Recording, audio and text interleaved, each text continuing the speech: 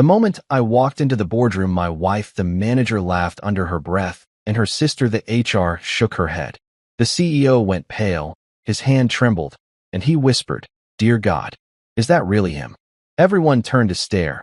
They had no idea who I was until. Let me tell you something about walking into a room full of people who think you're a joke. It's like being the punchline to a setup you never agreed to participate in. The morning I strolled into that glass-walled boardroom on the 42nd floor of Brightwell Industries, I felt like I'd just walked onto the set of some low-budget reality show where the producers had already scripted my public execution.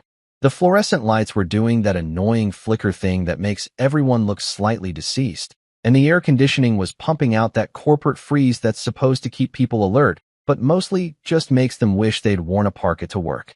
The whole place smelled like expensive coffee and cheaper decisions, which, now that I think about it, pretty much sums up the entire company culture. My wife? Okay, fine, ex-wife, because apparently I need to keep reminding myself that the divorce papers weren't just a fever dream. Isabella was standing near the head of the table like she owned the damn place. She was wearing one of those power suits that cost more than most people's rent, the kind that screams, "I'm important," while whispering, "But I'm deeply insecure." Her title? Operations Manager. Self-proclaimed, naturally, because Isabella has always had this beautiful gift for inflating her own importance like a balloon at a kid's birthday party, right before it pops, and everyone pretends they weren't startled. When she saw me walk through those double doors, she let out this laugh, this awful, fake, polite little chuckle that sounded like someone was trying to swallow a mosquito while simultaneously maintaining their composure at a funeral. It's the kind of laugh that makes you want to check if your fly is down or if you've got spinach in your teeth. Except I knew damn well I looked good. I'd made sure of it. Standing right next to her, because of course she was, stood Chloe, Isabella's sister and the company's HR director, which is basically like appointing a fox to guard the henhouse and then acting surprised when all the chickens mysteriously disappear. Chloe had this look on her face, this disappointed headshake thing she does that makes her look like a guidance counselor who just caught you smoking behind the gym. She's got a PhD in gossip, I swear to God. The woman could probably teach a masterclass on how to destroy someone's reputation using nothing but passive-aggressive comments and strategically timed coffee breaks. When she saw me, her eyes did this little narrow thing, like she was disappointed I hadn't shown up in rags, pushing a shopping cart full of my broken dreams and maybe some recycling. Sorry to disappoint you, Chloe, but I cleaned up pretty damn well since you and your sister decided I wasn't good enough for the family brand. But here's where things got interesting. And by interesting, I mean absolutely priceless. The CEO, Daniel Briggs, this silver-haired relic who probably thinks disruption is what happens when his golf game gets rained out, was mid-sentence when he looked up and saw me. I'm talking full-on froze like someone had hit the pause button on his entire existence. The color drained from his face faster than water circling a drain. Going from that fake tan orange he probably pays way too much for at some exclusive spa to a shade of white that would make a ghost feel self-conscious. His coffee cup, one of those pretentious ceramic things with the company logo that probably cost $40, started rattling on the mahogany table like we were experiencing a localized earthquake that only affected overpriced dishware and executive egos.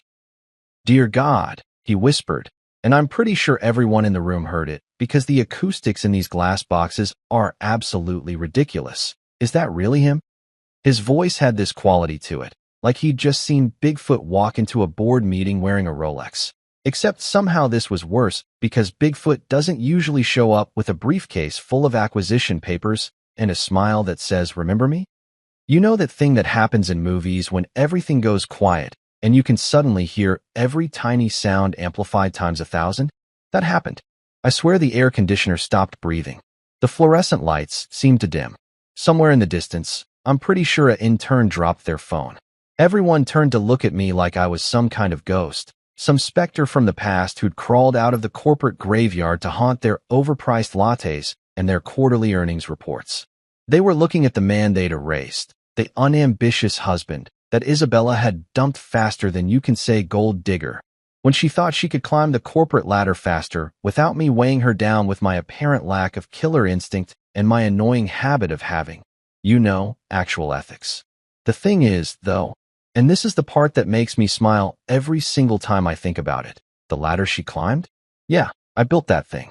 Board by board, rung by rung. I constructed the entire damn framework that she's been strutting around on like she invented ambition. 7 years ago, I was the quiet analyst working in the background, the guy nobody paid attention to at company parties because I wasn't loud or flashy or interested in playing the corporate politics game. I was the one who designed the company's original data architecture, the entire backbone of their operations system that made everything run smoothly. I created algorithms that saved them millions.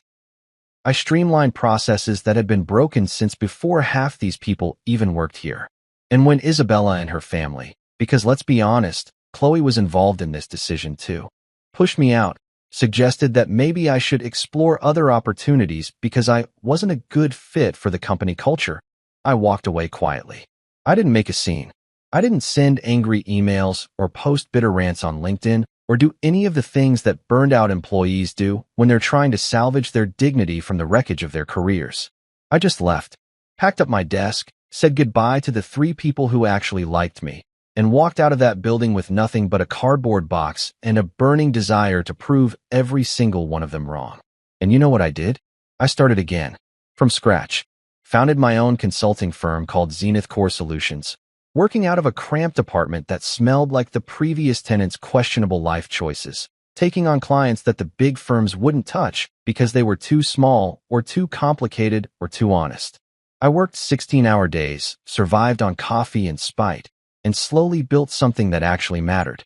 The kind of company that their CFO probably lies awake at night worrying about. The kind of operation that makes established corporations nervous because we're nimble and smart, and we don't have layers of bureaucratic nonsense slowing us down.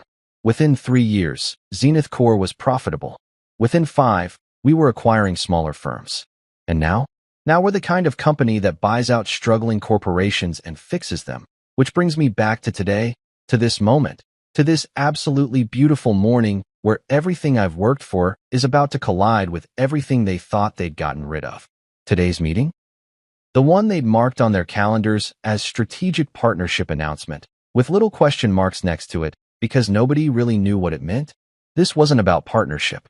Partnerships are for equals, for companies that respect each other, for situations where both parties walk away feeling good about the arrangement. Spoiler alert, I wasn't there to partner. I wasn't there to shake hands and smile for the press release photos and pretend that bygones were bygones, and that we could all just move forward like adults. No, I was there to own the room. Literally. Because here's the thing that nobody in that boardroom knew yet. The beautiful secret that was about to detonate like a bomb made of karma and spreadsheets. I didn't just show up as some hotshot consultant offering my services. I showed up as their new owner, the majority stakeholder, the guy who, through a series of completely legal and utterly satisfying business maneuvers, now controlled 72% of Brightwell Industries and everything in it, including Isabella's fancy office with the view she probably posts on Instagram every other week, Chloe's HR department that she runs like her personal gossip column, and Daniel's executive parking spot that I'm definitely keeping for myself because heated seats are non-negotiable. I watched them all staring at me, their faces cycling through confusion and recognition and dawning horror like they were experiencing the 5 stages of grief in fast forward, and I felt something I hadn't felt in 7 years. Pure, unfiltered satisfaction.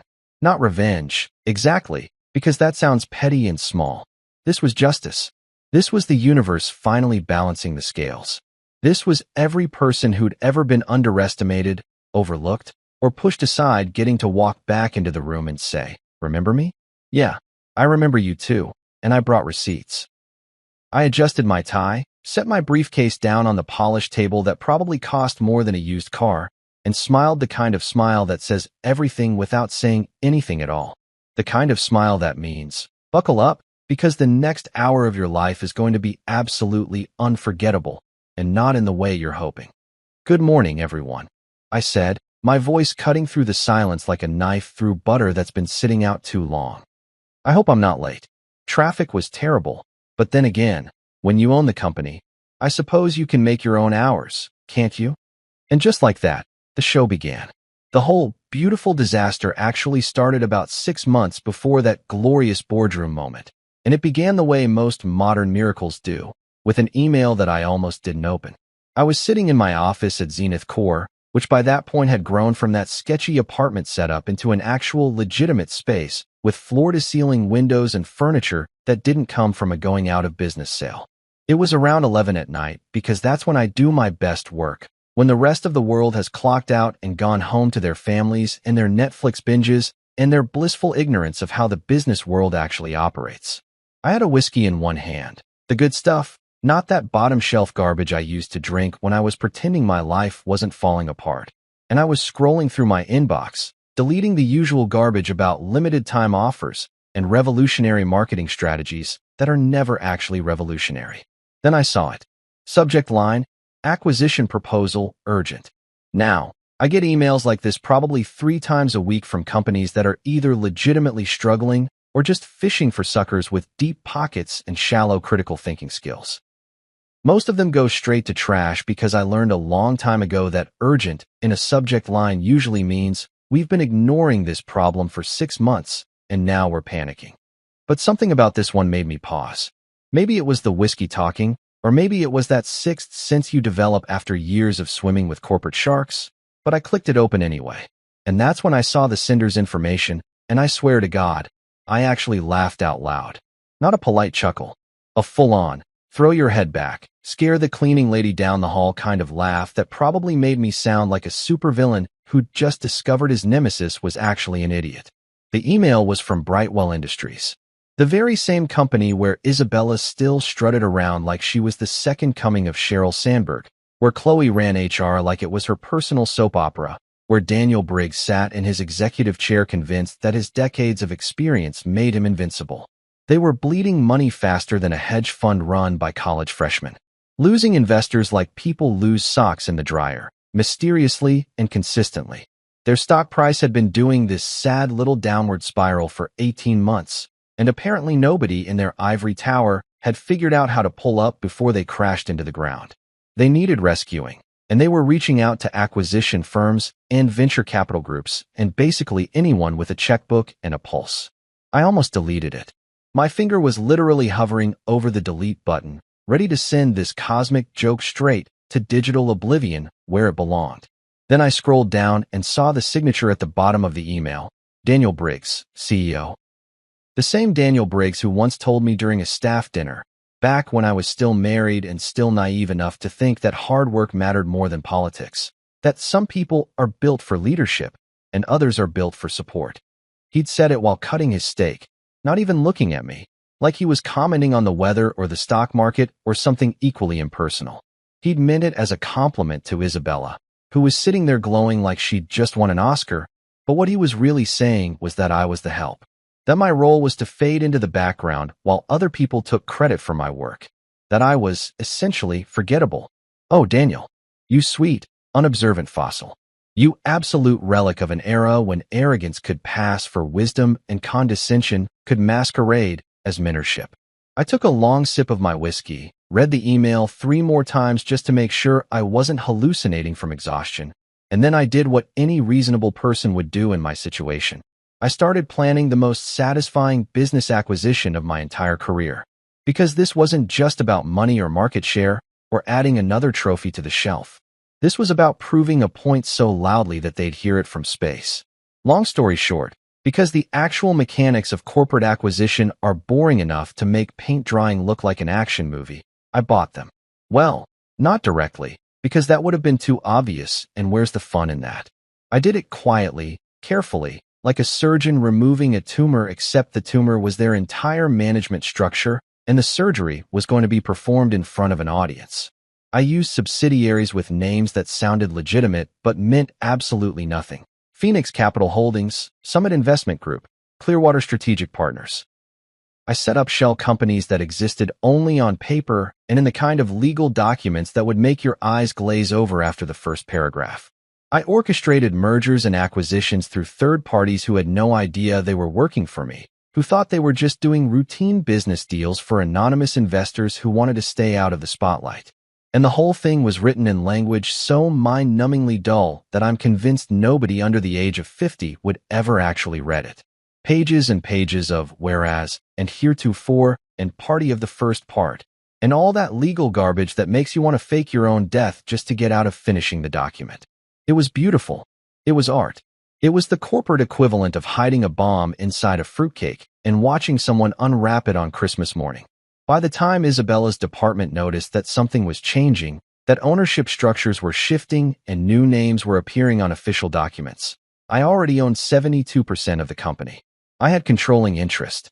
I had the power to fire every single person in that building if I wanted to, including the guy who makes those really good breakfast burritos in the cafeteria, though obviously I'd never do that because Steve is a treasure and his salsa verde is life-changing. The acquisition went through so smoothly, it was almost anticlimactic. Papers were filed, money changed hands through so many accounts and transfers that tracking it would require a conspiracy theorist's corkboard and about 300 feet of red string. And suddenly Zenith Corp owned the majority stake in Brightwell Industries. The company that had pushed me out was now mine. Every asset, every employee, every stupid motivational poster in the break room that said things like, "Teamwork makes the dream work," and other phrases that should be illegal. All of it belonged to me. And the best part? Nobody knew. The board was freaking out, sending each other panicked emails about this mysterious new majority stakeholder who'd appeared out of nowhere like some kind of corporate ghost. The staff was gossiping in the break rooms and the parking garage, speculating about who this J. Hale Capital entity could possibly be, because apparently nobody thought to Google my middle initial and put two and two together. When the official acquisition announcement meeting got scheduled, because these things always require a meeting, as if announcing that the ship has a new captain will somehow make the iceberg ahead less problematic, I looked at the attendance list and felt something I hadn't felt in years. Not anger, because I'd burned through all my rage during those first terrible months after the divorce. Not even satisfaction, really, because that would come later. What I felt was anticipation. Pure, electric, almost giddy anticipation. The list read like a greatest hits album of people who'd underestimated me. Isabella, operations manager, Chloe, HR director, Daniel, CEO, and about 15 other executives and department heads who'd either ignored me or actively participated in pushing me out the door. They expected to meet their new majority stakeholder. They'd probably prepared presentations and talking points and all the usual corporate theater that people perform when they're trying to impress someone who holds their professional lives in the palm of their hand. They had no idea it was me. They had absolutely no clue that the strategic investor they'd been frantically preparing for was the same guy they'd dismissed as unambitious, the same person they'd written off as a supporting character in someone else's success story. And when I saw that list, when I realized that I'd get to watch their faces in real time as they connected the dots and understood what was happening, I knew this wasn't just business anymore. This was poetry. Poetry with a PowerPoint presentation and legally binding contracts. Poetry that would be remembered in business schools and whispered about in corporate circles for years to come. Poetry that rhymed karma with "you're all fired." I printed out the attendance list, poured myself another whiskey, and started planning exactly what I was going to say when I walked into that room. Because I'd only get one shot at this moment, one chance to deliver the kind of entrance that people would be talking about long after I was gone, and I was going to make damn sure it was perfect. Every word, every pause, every carefully calculated expression on my face, it all had to be flawless. And you know what the beautiful thing was? I had 6 weeks to prepare. 6 weeks to rehearse my lines, to anticipate their reactions, to plan for every possible contingency. 6 weeks to enjoy the delicious irony of watching them scramble to save a company that I already owned. It was like watching someone frantically bail water out of a boat that you'd already towed to shore, except they were too panicked to look up and notice. So yeah, when karma sends an email, you don't just delete it and move on. You open it, you read it carefully, and then you reply with a business proposal that will haunt people's nightmares for the rest of their careers. In the weeks leading up to the big meeting, I decided to have a little fun with the whole situation. Because if you can't enjoy watching people panic over a problem that you created, then what's even the point of success? I played ghost investor like I was auditioning for a role in a corporate thriller, except this wasn't fiction, and the people losing sleep over it absolutely deserved every sleepless night. Emails went out from J.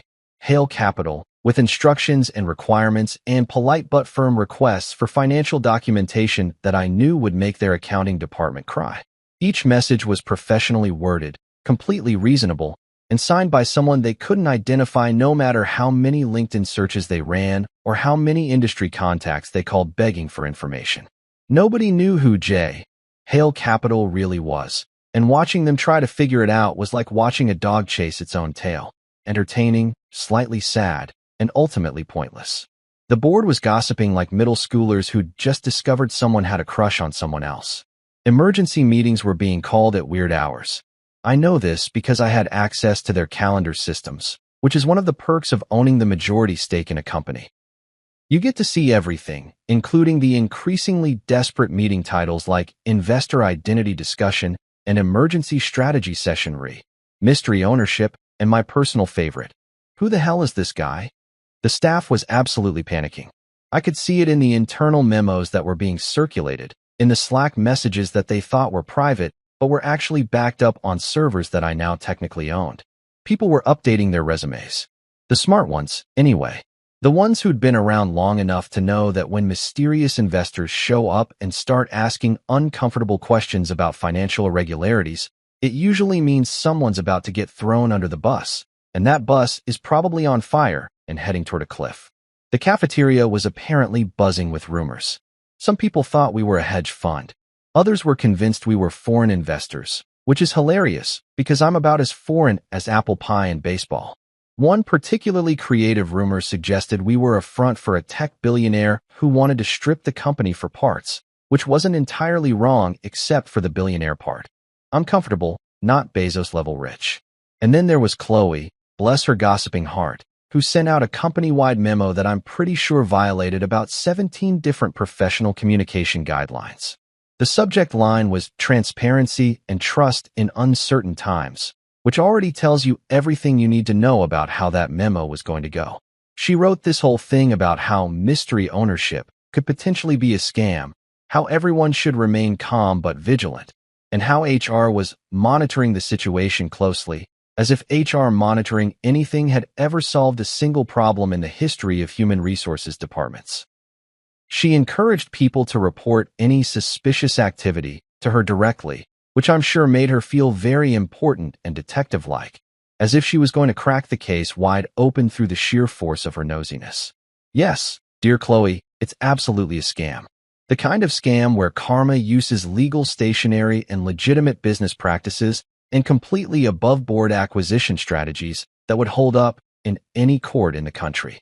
The kind of scam where the punchline is that you're all working for the guy you helped push out 7 years ago, and there's not a damn thing you can do about it except update your LinkedIn and start applying to companies that don't know your track record yet.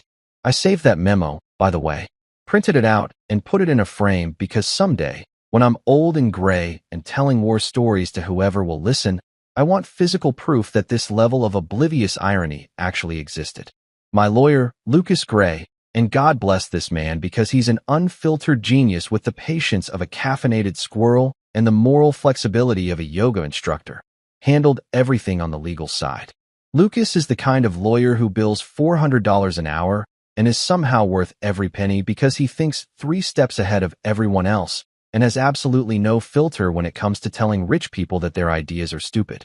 We met at a conference about 5 years ago, bonded over our mutual disdain for corporate doublespeak, and he's been my legal consigliere ever since. When I first told him about the Brightwell situation, he literally rubbed his hands together like a cartoon villain and said, "Oh, this is going to be good." One afternoon, about 3 weeks before the big reveal, Lucas and I were sitting in my office going over the final paperwork. He was drinking an espresso that probably had enough caffeine to kill a small horse, and I was pretending to focus on contracts while mostly just enjoying the mental image of what was coming. Lucas looked up from his laptop, pushed his glasses up his nose in that way he does when he's about to say something either brilliant or completely inappropriate, and asked, "So you're really going to let your ex find out in person? Not even a courtesy heads-up email?" "Absolutely," I said, and I'm pretty sure I smiled like someone who'd just won the lottery except instead of money. The prize was existential dread for people who deserved it. If I could frame the look on her face and hang it in my office, I would. Maybe get it printed on canvas, really make it a statement piece. Lucas grinned, and it was the kind of grin that defense attorneys probably have nightmares about. "You're terrifying," he said, taking another sip of his liquid anxiety. "I love it. This is why I went to law school. Not to write wills for old ladies or defend white-collar criminals who definitely did it, but for moments like this. For legally sanctioned revenge that will probably end up as a case study somewhere." We spent the next hour filing the final transfer papers, making absolutely sure that every single detail was airtight, that there were no loopholes or technicalities that could come back to bite us. Everything went through a holding firm that we'd set up specifically for this purpose, named Zenith Core Group LLC, which was close enough to my actual company name that I'd remember it, but vague enough that nobody would immediately make the connection.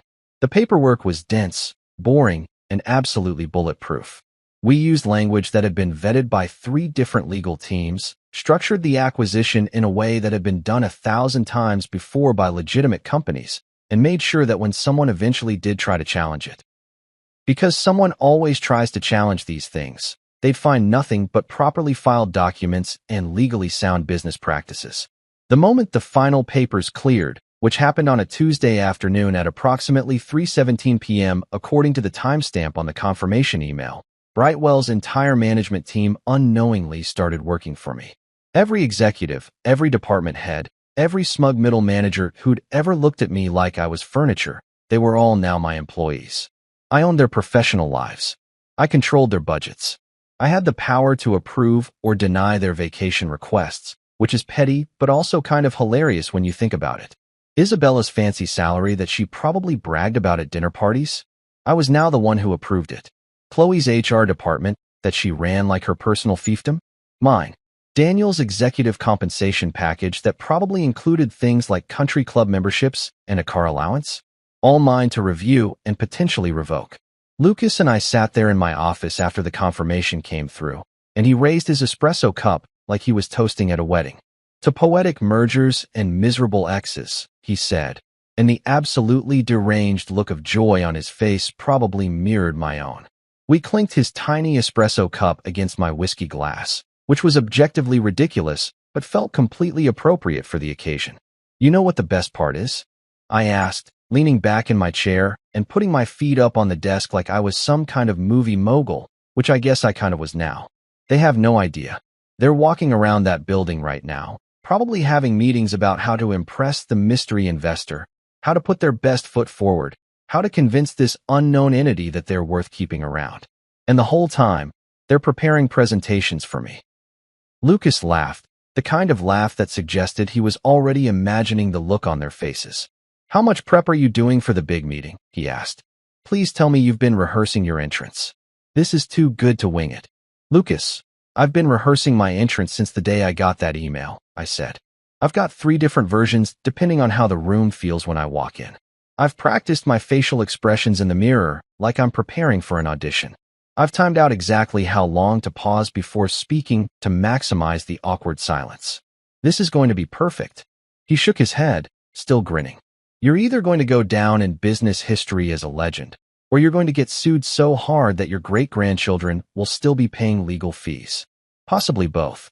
Worth it," I said, and I meant it. Because here's the thing about revenge, or justice, or whatever you want to call what I was doing.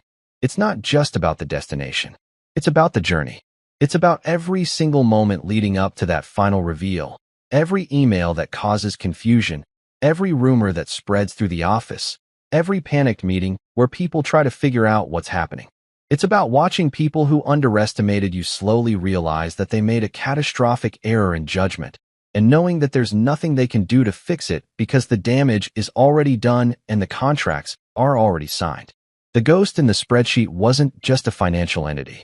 It was the embodiment of every doubt they'd ever had about me, every dismissive comment, every condescending smile. And now that ghost owned the whole damn building. The morning of the meeting, I woke up at 5 a.m. without an alarm, which is what happens when your body knows something monumentally satisfying is about to occur and decides sleep is for people who don't have corporate vendettas to fulfill. I lay there in bed for a solid 20 minutes, just staring at the ceiling, running through everything in my head one more time like an athlete visualizing their performance before the Olympics, except instead of going for gold, I was going for the look of absolute horror on my ex-wife's face. I'd already picked out my outfit 3 days earlier, which is extremely unlike me because normally I just grab whatever's clean and doesn't look like I slept in it. But today was special. Today required strategy, and that strategy extended all the way down to my choice of cufflinks.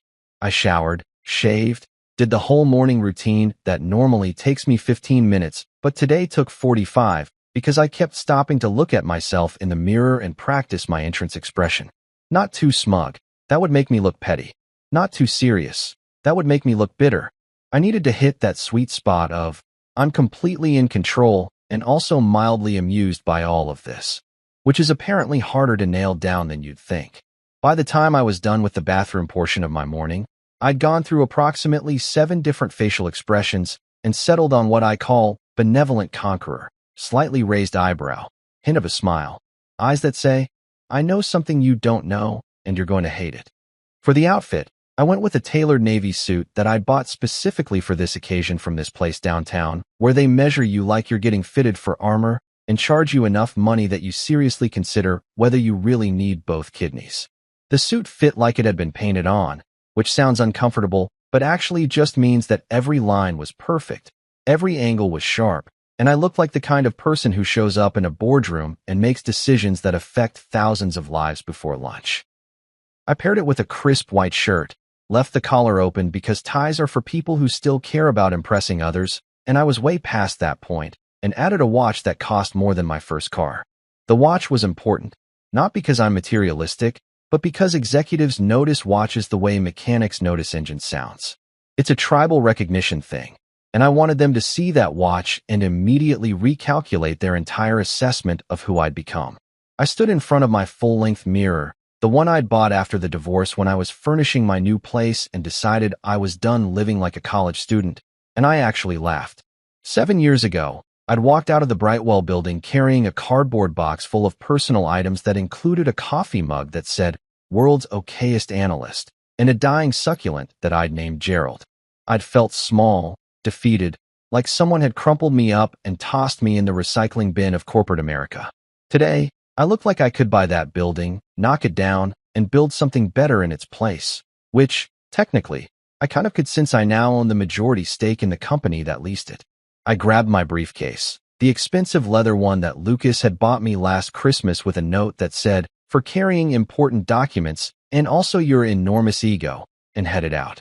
The drive to Brightwell took exactly 32 minutes, which I know because I timed it during my practice run last week. Yes, I did a practice run. Yes, I'm aware that's possibly insane. No, I don't care because this day had to be perfect. I listened to my revenge playlist on the way over. Don't judge me. Everyone has a revenge playlist, and if you say you don't, you're either lying or you've never been properly wronged. Mine included everything from classical music that makes you feel like a mastermind to rap songs about success that are probably too aggressive for morning traffic, but felt absolutely appropriate for my mood. Walking through the lobby of Brightwell Industries felt like walking through a museum dedicated to my past life. Everything was exactly how I remembered it. The same ugly abstract art on the walls that probably cost 6 figures and looks like someone sneezed paint onto a canvas.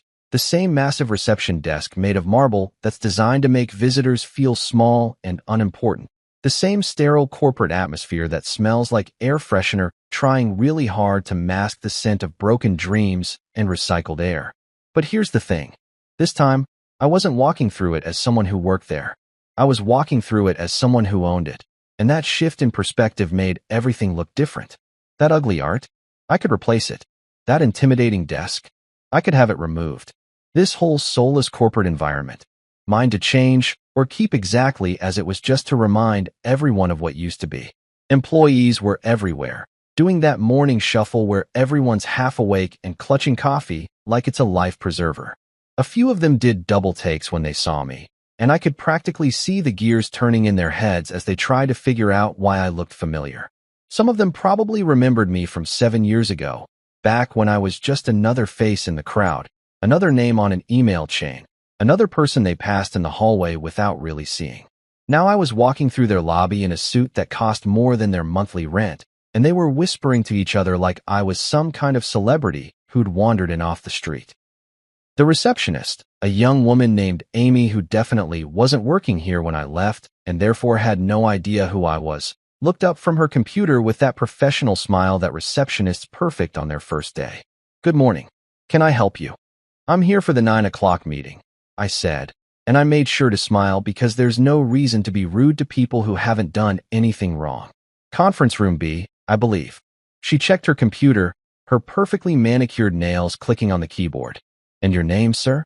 "Julian Hale," I said, and I watched her face carefully to see if the name registered. It didn't, which meant that either she was new enough that company gossip hadn't reached her yet, or the gossip mill had done an excellent job of erasing me from collective memory. Both options were fine with me. "Perfect, Mr. Hale. Can I get you anything? Coffee? Water?" She was already reaching for the phone, probably to alert someone upstairs that their mysterious investor had arrived. "Make it a double," I said, because I was going to need the caffeine and also because I've always wanted to say that line like I was ordering at a bar instead of requesting office coffee. Sarcasm burns calories. Amy blinked at me, clearly not sure if I was joking or if that was some kind of rich person thing she wasn't wealthy enough to understand, then laughed nervously and picked up the phone. "Someone will be right down to escort you up," she said, and I could hear the subtle change in her voice, that little uptick of respect that people get when they realize they're talking to someone important. It's fascinating how quickly people's attitudes shift when they think you have power. 7 years ago, I could have stood at this desk for 20 minutes and nobody would have rushed to help me. Today, I'd barely finished saying my name before she was mobilizing the troops.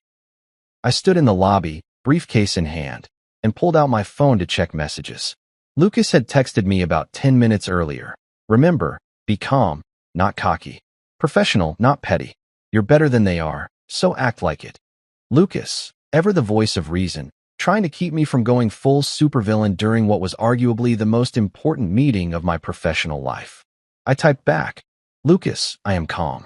My sarcasm just wears Prada." I could practically hear him sighing through the phone screen. The elevator ride up to the 42nd floor was cinematic in a way that felt almost scripted. Just me, alone in this glass elevator, watching the floors tick by on the digital display while I caught glimpses of different departments through the windows: customer service on 15, marketing on 23, finance on 31. All these people working away, completely unaware that their world was about to shift on its axis. The elevator had mirrors on 3 sides, which was either incredibly pretentious or incredibly useful, depending on your perspective, and I used the time to check myself one more time. Hair, perfect. Suit, immaculate. Expression, somewhere between, "I'm here to help," and "I'm here to ruin your day." Nailed it. When the elevator dinged and the doors opened on the 42nd floor, I stepped out into the executive level like I'd been there yesterday, instead of 7 years ago. Everything was nicer up here, thicker carpet, better lighting, actual plants instead of plastic ones.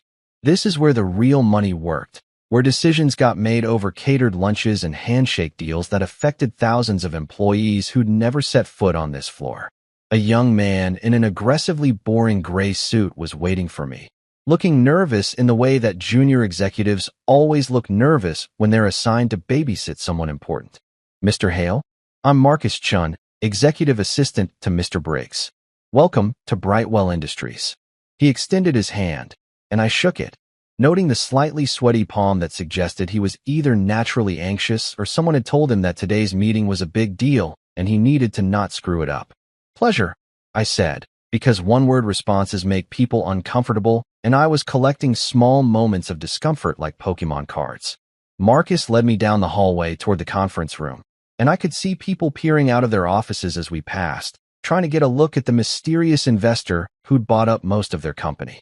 I kept my expression neutral, my stride confident, my whole demeanor radiating the kind of energy that said, "I belong here more than you do." We turned a corner, and there it was, Conference Room B, with its glass walls and its view of the city and its table that probably seated 20 people comfortably. Through the glass, I could see them all waiting. Isabella, looking polished and professional in a way that probably took her 2 hours and 3 outfit changes. Chloe, sitting next to her sister like they were presenting a united front.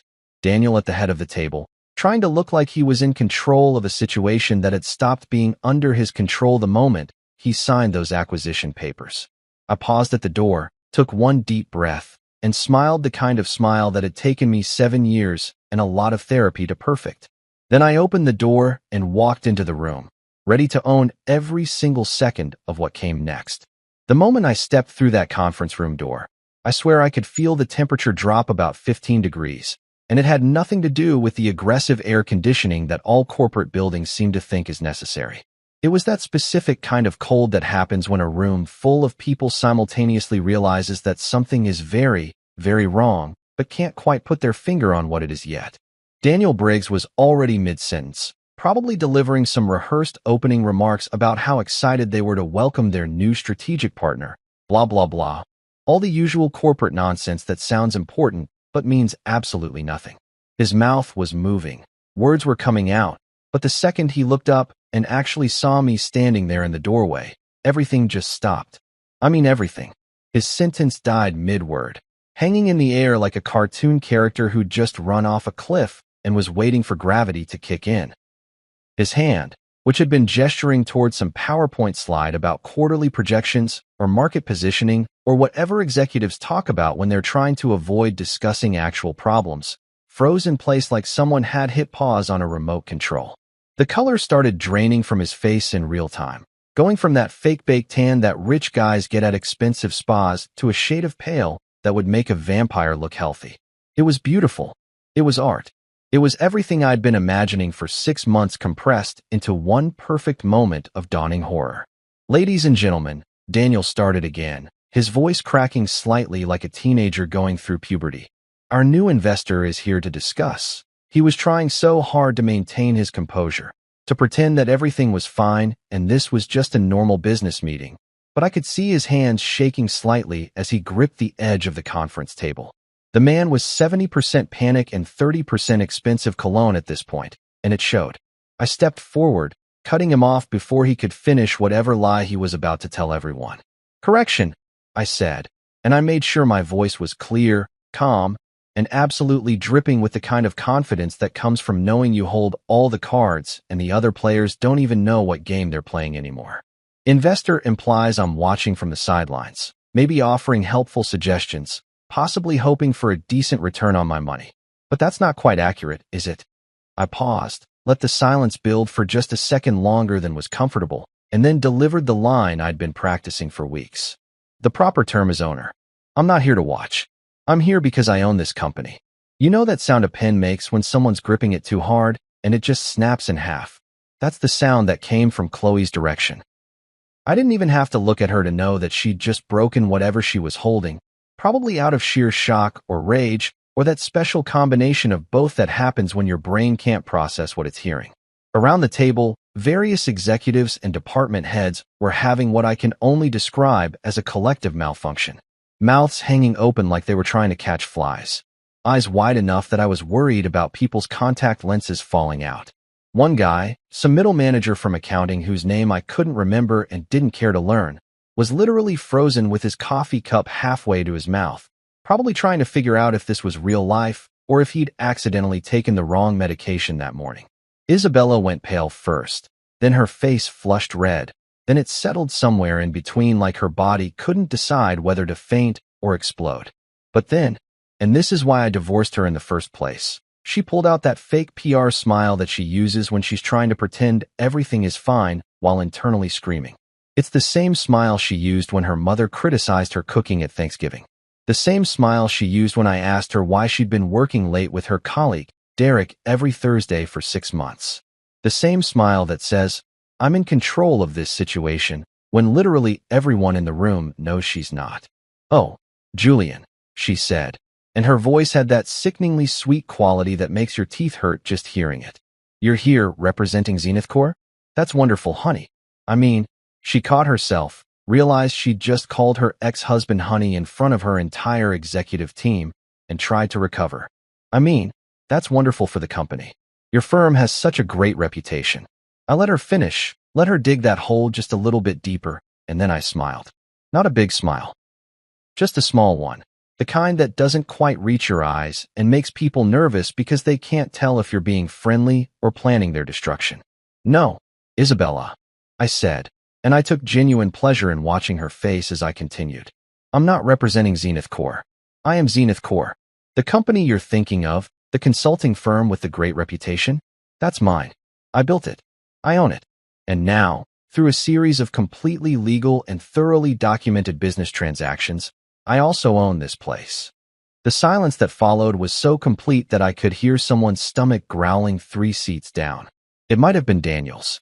The man looked like he was having some kind of existential crisis and possibly a mild heart attack simultaneously.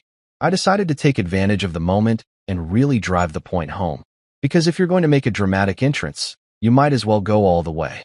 I walked over to the laptop that was connected to the projector, the one that Daniel had been using for whatever boring presentation he'd prepared, and I pulled out a USB drive from my briefcase. I hope nobody minds, I said, even though it was very clear that I didn't actually care whether anyone minded or not. But I took the liberty of preparing my own presentation. I think you'll find it illuminating.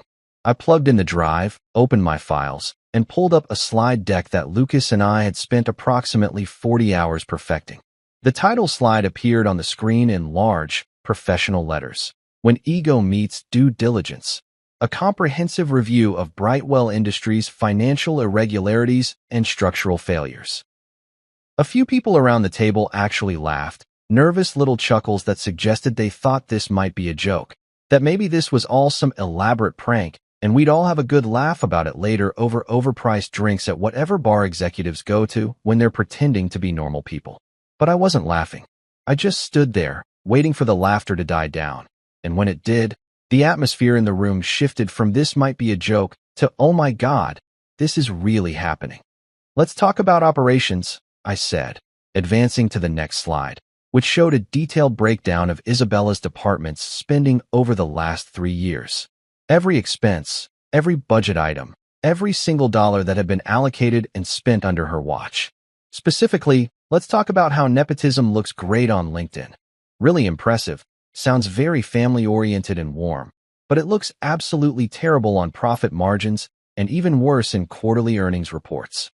The room chuckled nervously, that uncomfortable kind of laughter that happens when people aren't sure if they're allowed to find something funny or if laughing will get them fired. A few brave souls were openly grinning now, probably the ones who'd been passed over for promotions, while Isabella's friends and family got hired into cushy positions. I could see them sitting up straighter, leaning forward slightly, like they were watching a train wreck in slow motion and couldn't look away even if they wanted to.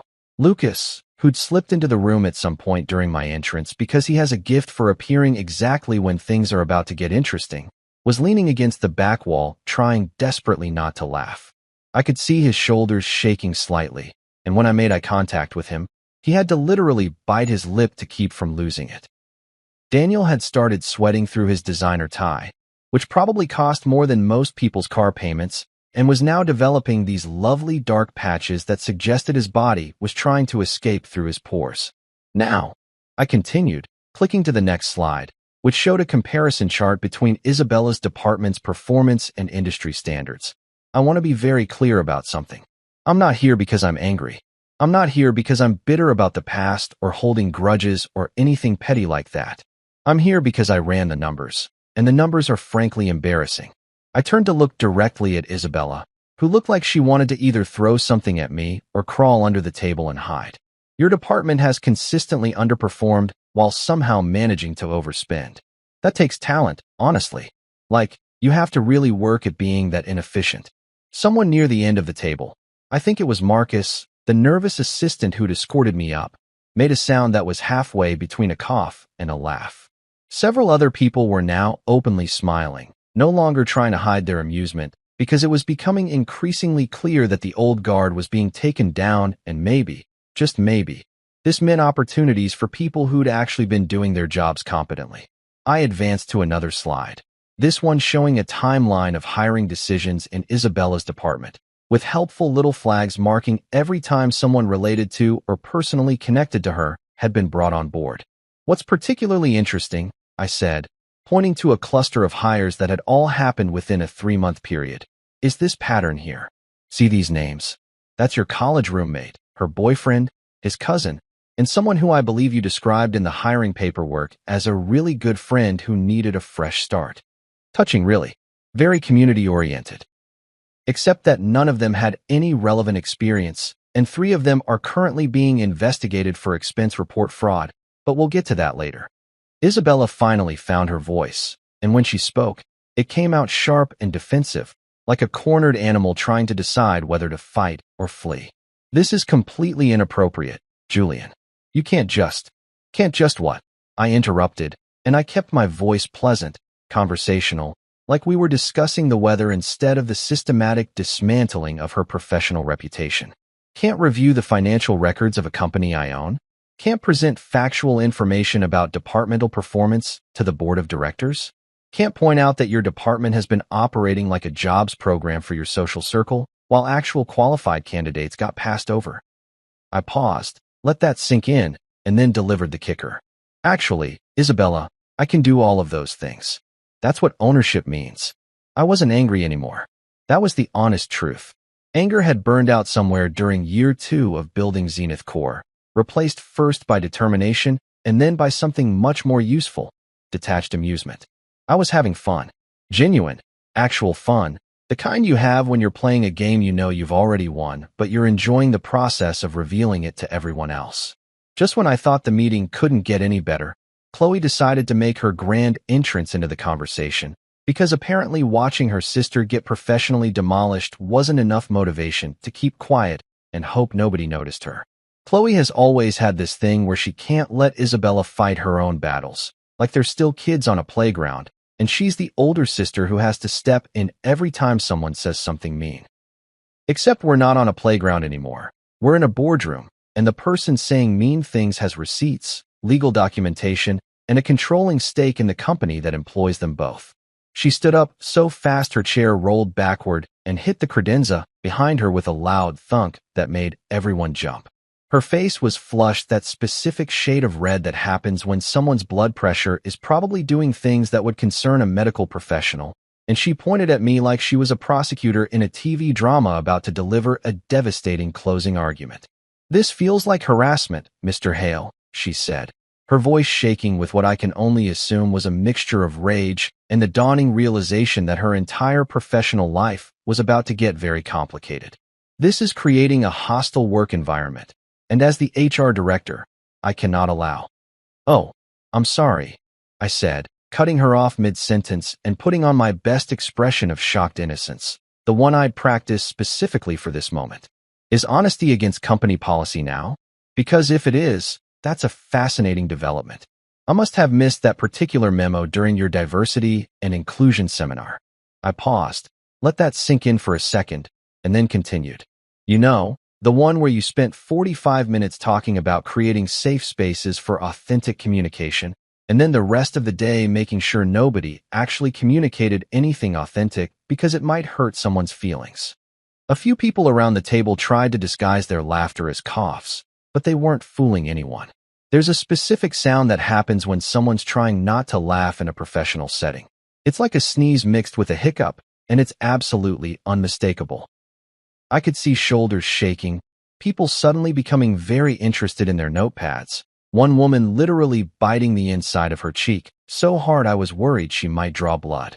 Even Marcus, the nervous assistant who'd escorted me up here, had his hand over his mouth like he was thoughtfully considering what I'd said, but his eyes were crinkled at the corners in a way that suggested he was absolutely loving every second of this.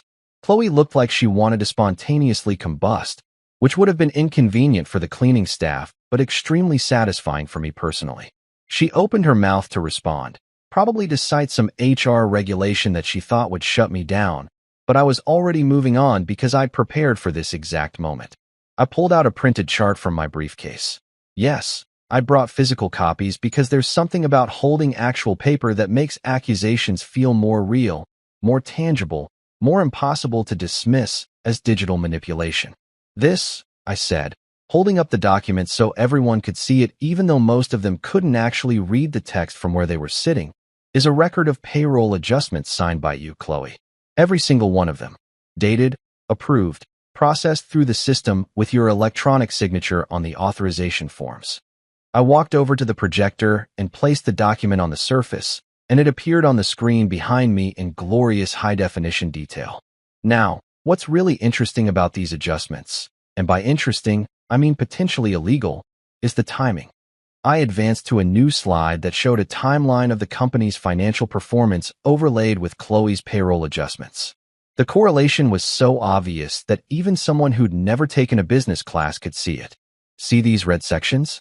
Those represent quarters where the company was operating at a deficit, losing money.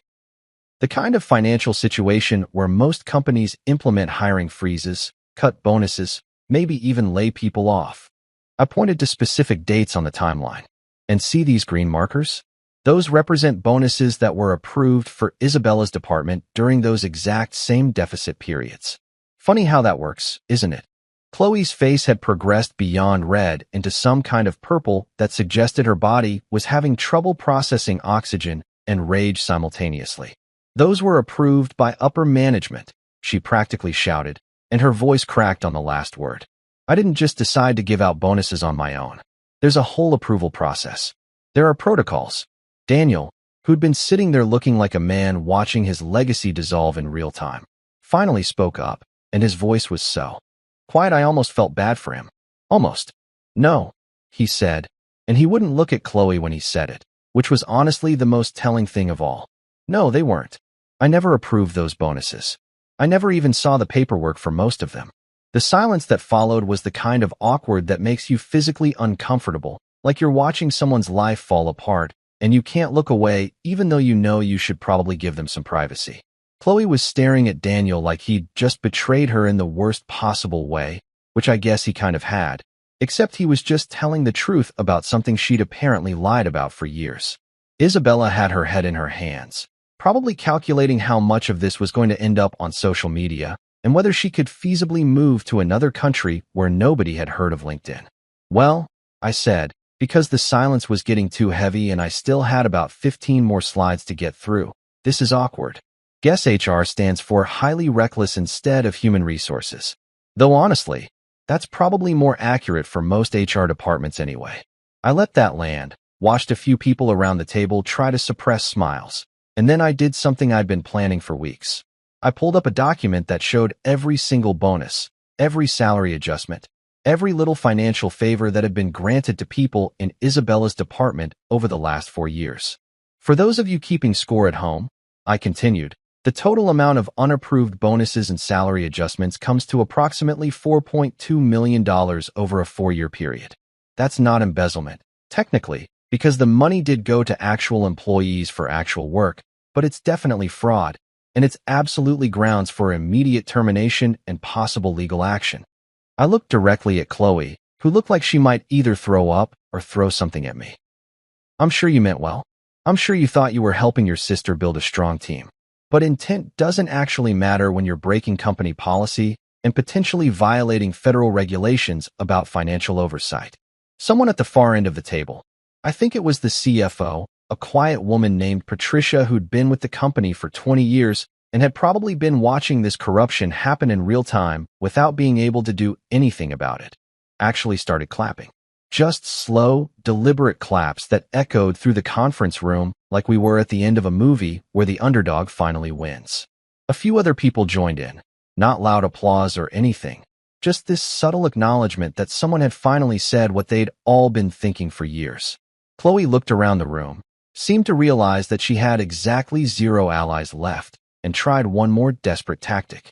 You can't prove any of this was intentional, she said, but her voice had lost all its conviction.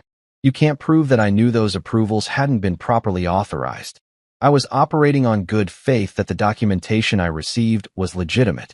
I smiled, and it wasn't a nice smile. It was the smile of someone who'd spent 6 months preparing for exactly this moment, and had anticipated every possible defense. Actually, Chloe, I can prove it. Because in addition to the payroll records, I also have emails. Lots of emails. Including one particularly interesting exchange between you and Isabella where you explicitly discuss how to process bonuses without getting Daniel's signature because, and I quote, he's being difficult about department budgets again. I pulled up the email on the screen, and I watched Chloe's face as she read her own words displayed for the entire executive team to see. The email was from 2 years ago, and it was incredibly detailed about exactly how they planned to circumvent the normal approval process. It even had little smiley face emojis at the end, which somehow made it worse. Like they were discussing fraud with the same casual cheerfulness that most people use when planning a birthday party. That was taken out of context, Chloe said weakly, but nobody was buying it anymore. The evidence was literally on the screen. Her own words, her own electronic signature, her own admission that she'd deliberately bypassed proper authorization channels. Isabella finally looked up from her hands and spoke, and her voice was so different from the confident, polished tone she'd used earlier that she almost sounded like a different person. "Julian, please," she said, and there was something almost desperate in her voice. "Can we discuss this privately? This doesn't need to be done in front of everyone." "Actually, it does," I said, and I kept my voice level, professional, completely devoid of emotion. "Because this isn't about our personal history. This isn't about our marriage or our divorce or any of the personal drama that you probably think is motivating all of this. This is about financial irregularities, breach of fiduciary duty, and systematic violations of corporate governance policies. And those things need to be addressed publicly, with witnesses, so that everyone understands that the new ownership is serious about accountability." I looked around the room, made eye contact with as many people as I could. I want to be very clear about something. For those of you who have been doing your jobs competently, ethically, and professionally, and I know there are quite a few of you because I've been reviewing everyone's performance records, you have nothing to worry about. Your positions are secure.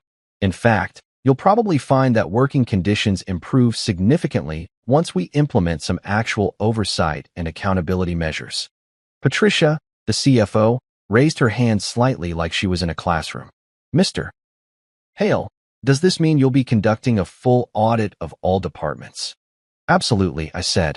"Starting next week, we'll have an independent auditing firm come in and review everything.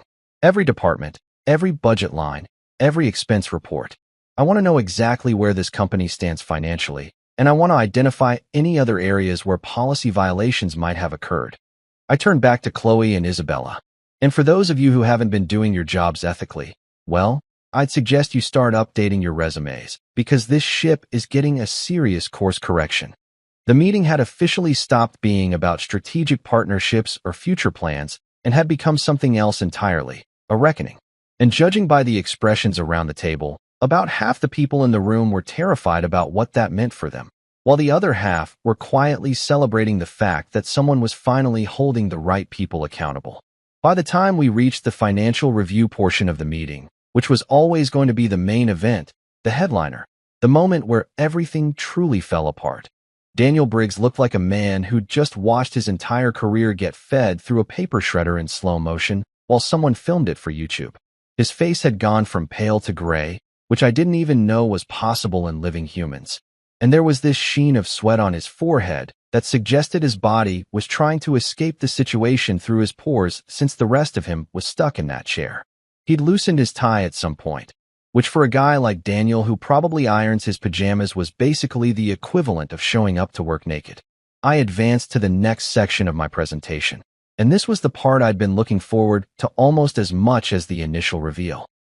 "Now let's talk about the numbers that really matter," I said, pulling up a slide that showed Brightwell's reported earnings versus their actual earnings for the last 5 years. The difference between the two lines on the graph was so dramatic it looked like someone had drawn it as a joke. These blue bars represent what you've been reporting to investors and stakeholders. Very impressive growth, consistent upward trajectory, the kind of numbers that make shareholders happy and keep stock prices stable. I let that sit for a moment, watched people lean forward to study the graph, and then I pulled up the overlay. And these red bars represent the actual financial performance based on real transaction data, actual revenue streams, and legitimate accounting practices that don't involve creative interpretation of what constitutes a quarterly profit. The red bars were significantly lower than the blue ones. In some quarters, they weren't even in the same ballpark. In Q3 of 2023, the reported earnings were almost double the actual earnings, which is the kind of discrepancy that gets people investigated by the Securities and Exchange Commission. You could hear the collective intake of breath around the table. Even the people who probably weren't involved in the financial reporting were smart enough to understand what those graphs meant. This wasn't just bad bookkeeping or optimistic forecasting. This was fraud. The kind of fraud that comes with federal charges and potential prison time and definitely makes it impossible to ever get a corporate job again unless you're applying to companies that specifically hire white-collar criminals as a matter of principle. Daniel's hands were shaking now, actually visibly trembling like he was trying to hold a cup of coffee during an earthquake. He kept opening his mouth like he wanted to say something, then closing it again when he realized there was absolutely nothing he could say that would make this better. What was he going to do? Claim he didn't know about the financial irregularities in the company he'd been running for 15 years. That defense might work for a middle manager, but not for a CEO who signed off on every quarterly report. I'm sure you're all wondering how this happened, I continued, because I was absolutely not going to let anyone claim ignorance or blame this on some low-level accountant who was just following orders. So let me show you exactly how these numbers got manipulated. I pulled up another slide. This one showing a flowchart of fake vendor contracts, phantom consulting fees, and revenue that had been counted twice or sometimes 3 times by routing it through different subsidiary accounts. It was actually kind of impressive in its complexity, like someone had put real thought and effort into creating the most elaborate financial shell game possible. See these vendor names? I pointed to a list of companies that appeared repeatedly in the financial records. Apex Solutions, Summit Consulting Group, Clearwater Services, LLC. They all sound legitimate, don't they? Professional names, proper paperwork, everything looks above board. I paused for effect. Except that none of these companies actually exist. They're shell corporations set up specifically to create fake expenses that could then be used to justify budget increases and hide where money was actually going. I clicked to the next slide, which showed the registration documents for these fake companies.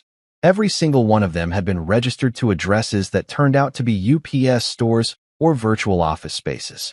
And every single one of them listed the same registered agent, a law firm that specialized in helping companies set up discrete business entities for privacy purposes, which is code for, we help you hide money from people who might ask uncomfortable questions about where it came from.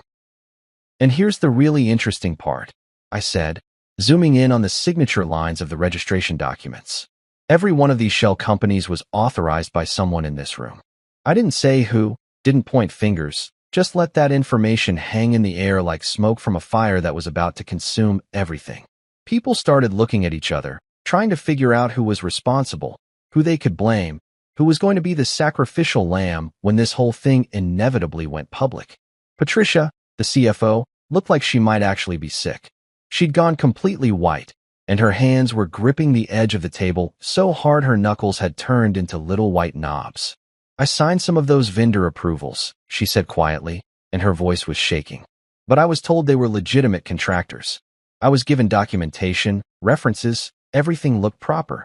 I know, I said, and I actually meant it. I'd done my homework on Patricia, and she was one of the good ones, someone who'd been trying to do her job correctly while being systematically undermined by people above her who had different priorities. And that's why you're not being held responsible for this. You acted on information you were given in good faith. But someone had to create that false information in the first place, and someone had to approve the creation of these shell companies, and someone had to authorize the movement of funds through fake vendor contracts. Every eye in the room turned to Daniel, and I watched him physically shrink in his chair like he was trying to become small enough to slip through the cracks in the floor and disappear. He looked at me, and for a moment, I almost felt sorry for him. Almost.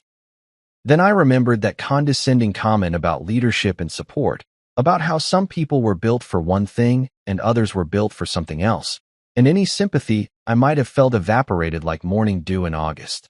"Julian," he said, and his voice came out as barely more than a whisper. "What do you want?" It was the question I'd been waiting for, the moment where he finally admitted that he had no power left, no leverage, no cards to play. He was asking for terms like a defeated general negotiating surrender, except this wasn't a war, and there were no terms that were going to save him. I leaned back against the table, crossed my arms, and looked at him with an expression that I hoped conveyed exactly how little sympathy I had for his situation. "What do I want?" I repeated, pretending to think about it, even though I'd known the answer to this question for 6 months. "I want accountability, Daniel." I want everyone in this company to understand that the days of cooking the books and playing fast and loose with financial regulations are over. I want investors to actually get honest reporting about what their money is doing. I want employees to work for a company that operates ethically and legally. I paused, let that sink in, and then added with just a hint of a smile. And I want the company car, the one you've been driving, because those heated seats are genuinely excellent for the soul, and I feel like my soul could use some heating right about now. A few people actually laughed at that, real genuine laughter that suggested the tension in the room was starting to break. Even in the middle of what was essentially a corporate execution, people still appreciated a good joke about luxury car features. Lucas, still leaning against the back wall, was grinning so wide I thought his face might split in half. But Daniel wasn't laughing. He looked like he'd aged about 15 years in the last 45 minutes, and when he spoke again, his voice had this quality of defeat that was almost painful to hear. "What happens now?" he asked, and I could tell he already knew the answer but needed to hear it said out loud. Before I could respond, Maya Patel spoke up. She was the financial officer, younger than Patricia, sharper than most of the executives in the room combined, and someone who I'd already identified as essential to keeping during the transition. She'd been sitting quietly through most of the meeting, taking notes on her tablet, and occasionally pulling up documents on her laptop to verify things I was saying. "Mr. Hale's data is accurate," she said, and her voice cut through the room with the kind of authority that comes from actually knowing what you're talking about. "I've been running parallel audits for the last 3 months, quietly, on my own time, because I suspected something was wrong with our reporting. Everything he's presenting matches my findings." The room went completely silent. This wasn't just me, the vengeful ex-husband with an axe to grind, making accusations. This was their own financial officer confirming that the company had been operating fraudulently. Chloe, who'd been sitting quietly since her email got exposed, finally spoke up, and her voice had this desperate edge to it. "Those numbers could be interpreted different ways," she said. "Financial reporting is complicated. There's always room for interpretation and—" "Ma'am," Maya interrupted, and there was no respect in that "ma'am," just barely concealed contempt. "Excel doesn't lie. Spreadsheets don't have opinions. The numbers are the numbers, and the numbers say that this company has been committing securities fraud for at least 5 years, possibly longer." She turned to look directly at Daniel. "And as the CEO who signed off on every quarterly report, you're personally liable for all of it." I almost clapped. I wanted to give Maya a standing ovation right there in the middle of the boardroom because she'd just delivered the kill shot with the kind of professional precision that you can't teach in business school. Daniel looked like he might actually pass out. His breathing had gotten shallow, and he kept pulling at his collar like it was strangling him, which emotionally it probably was. "I think," I said, deciding to put him out of his misery because watching someone have a panic attack in real time was starting to feel less like justice and more like cruelty. "We should take a short break. 15 minutes. Get some air, get some water, call your lawyers if you need to. And then we'll reconvene to discuss next steps, which will include immediate leadership changes, a comprehensive external audit, and cooperation with whatever regulatory bodies decide they want to investigate this situation." People started standing up immediately, like I'd just released them from detention. Some of them practically ran out of the room, probably to start making phone calls or updating their resumes, or just to get away from the oppressive atmosphere of watching an empire crumble. Isabella and Chloe left together, whispering furiously to each other, and I made a mental note to check if there were any recordings of whatever they were about to discuss in the hallway. Daniel just sat there, staring at the table, looking like a man who'd just realized he'd built his entire legacy on a foundation of lies, and it was all coming down at once. Lucas walked over to me, handed me a bottle of water that he'd apparently conjured from nowhere, and said quietly, "You know this is going to make national news, right? This is too big to keep quiet." "I know," I said, taking a long drink of water because my throat was actually sore from talking. "That's kind of the point." The argument got so loud during the break that it made headlines before we'd even finished lunch. I'm guessing one of the junior executives who'd been sitting near the back, had their phone recording when Isabella completely lost it in the hallway. I mean, full-on meltdown, screaming at the top of her lungs like we were on a reality TV show instead of in a corporate office building. The video showed her pointing at me, her face red and twisted.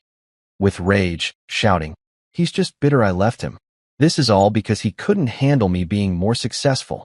Unfortunately for her, I had the best possible response ready, and the cameras caught every second of it.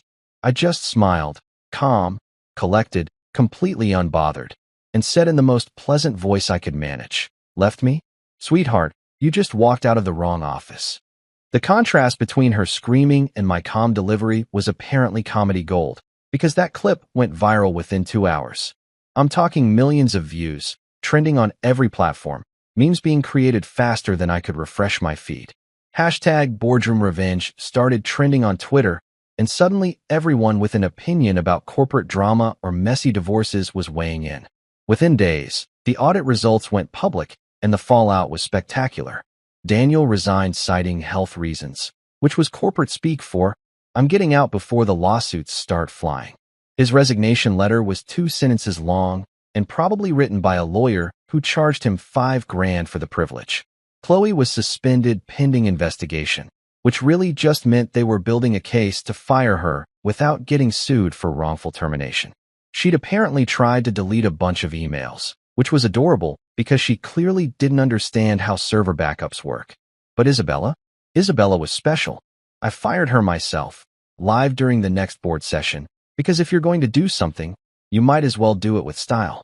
She stood up, shaking so hard I thought she might vibrate through the floor, and screamed, "You can't do this to me." Her voice cracked on the last word, and honestly, it was almost sad. Almost.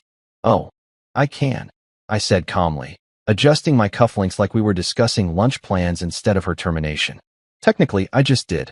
HR will process your exit paperwork." "Oh wait, HR's your sister. That's awkward."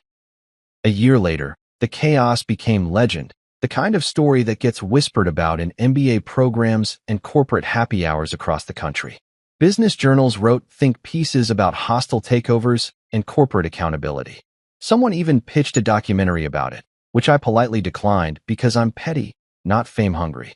Brightwell Industries rebranded under my leadership as Hale Dynamics, and within 6 months, the company had doubled its revenue.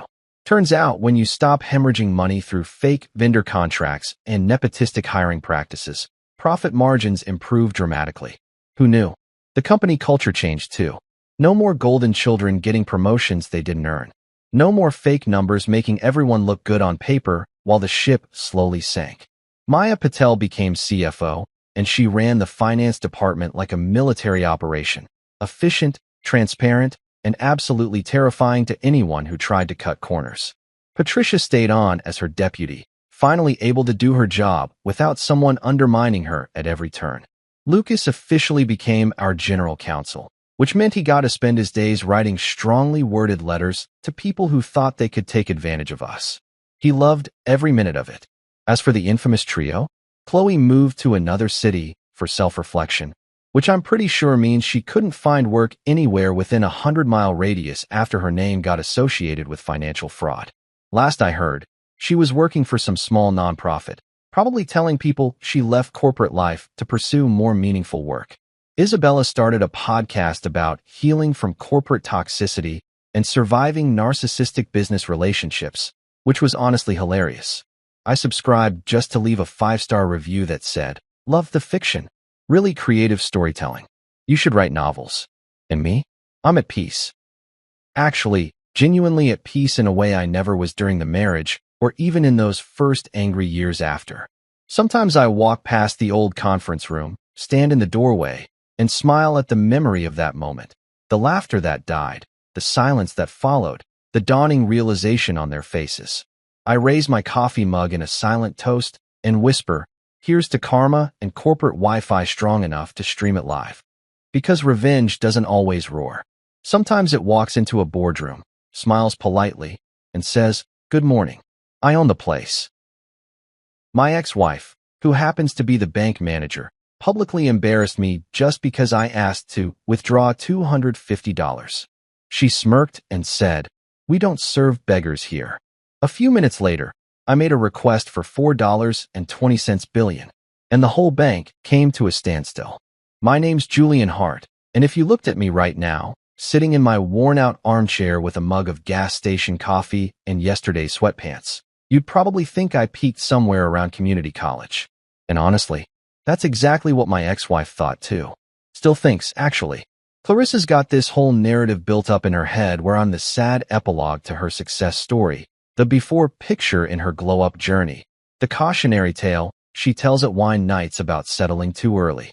I'm 43 years old, and according to her, I'm a professional nobody, a title she's been more than happy to broadcast to anyone within earshot for the past 3 years since our divorce became final.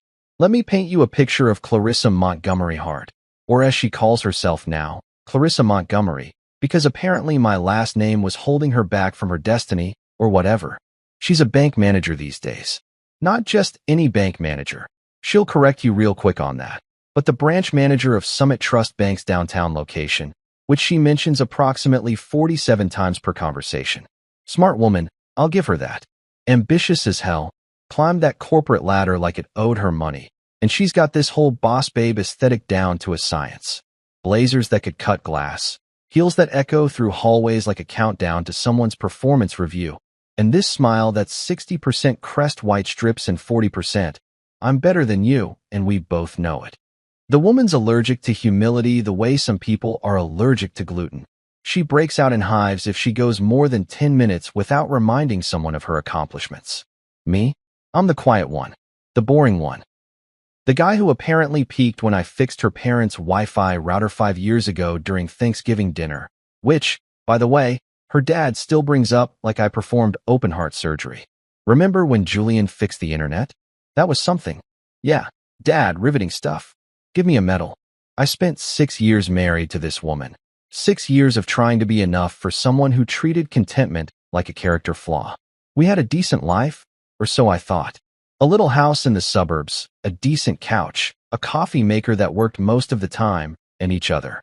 But somewhere along the way, Clarissa decided that decent was just another word for dead inside.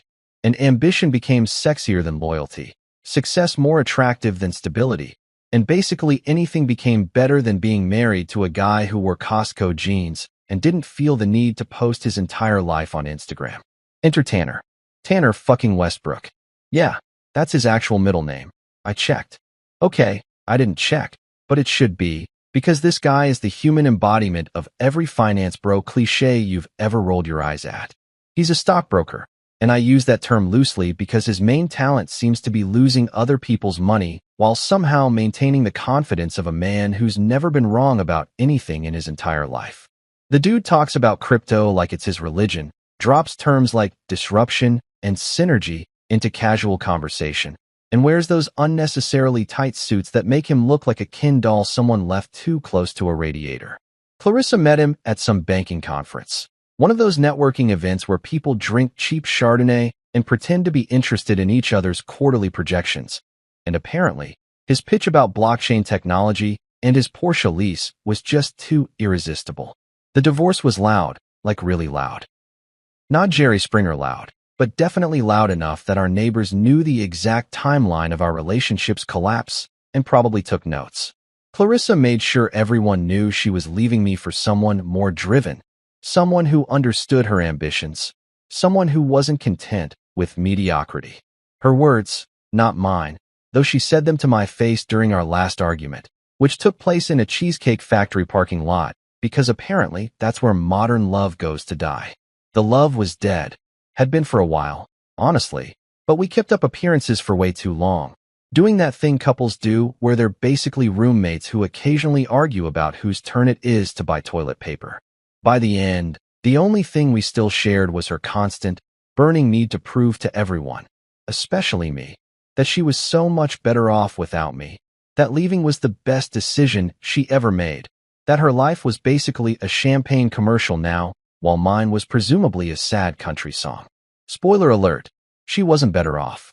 I mean, she got the Instagram-worthy life she wanted, the fancy job title, the boyfriend with the least luxury car, the brunch photos with her equally insufferable friends, but better off? Nah, I could tell from her eyes during our last few court-mandated interactions. There's a difference between happy and busy, between fulfilled and just filling time. But hey, that wasn't my problem anymore.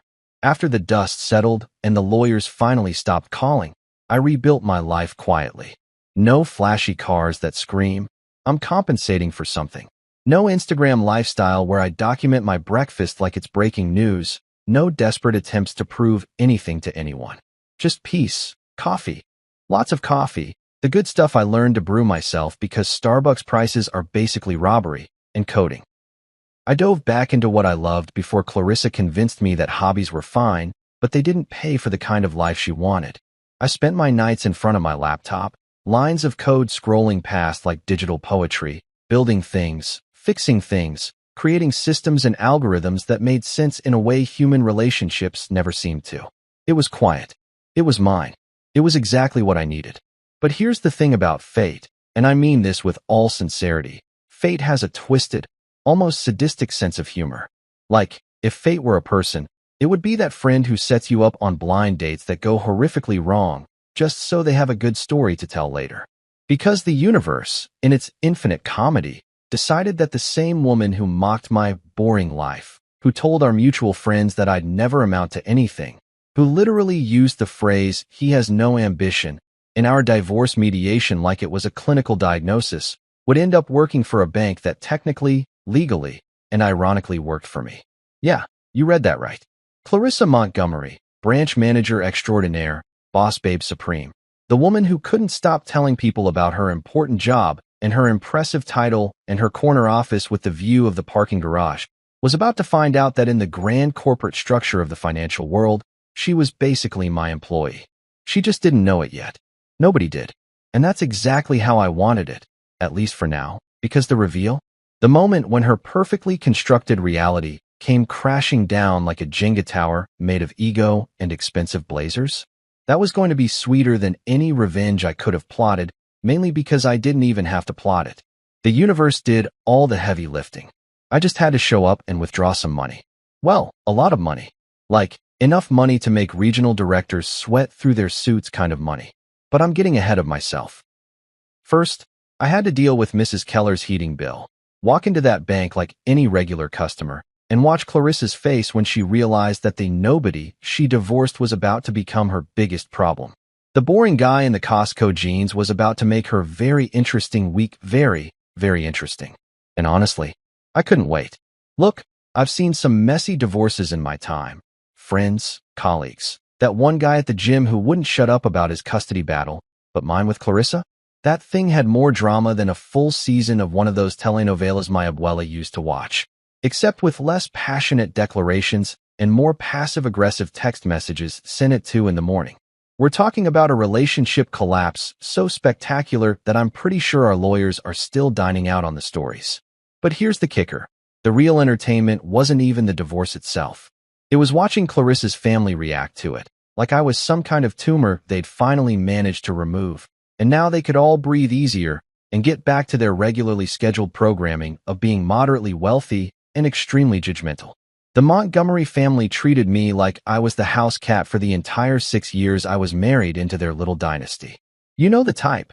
They'd feed me occasionally, usually at mandatory holiday gatherings where attendance was tracked like a corporate HR department, pat me on the head when I did something they deemed useful, and then completely ignore my existence the rest of the time unless they needed their computer fixed or their smart TV set up, because God forbid any of them read an instruction manual. I was furniture that occasionally spoke, a decorative husband who was acceptable enough to have around, but not quite impressive enough to brag about at the country club. Oh, Julian? Yes, he's very nice. He has kind eyes. That's what Clarissa's mother Diana used to say about me, which is family speak for he's broke, but at least he's polite and doesn't steal the silverware. Diana Montgomery is one of those women who perfected the art of the compliment-insult hybrid, where everything she says sounds nice on the surface, but leaves you feeling vaguely inadequate for the next 3 to 5 business days. Julian, you look so comfortable in those jeans. Translation: why don't you own adult pants?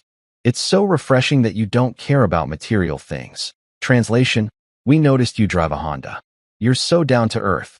Translation: we expected more from our daughter.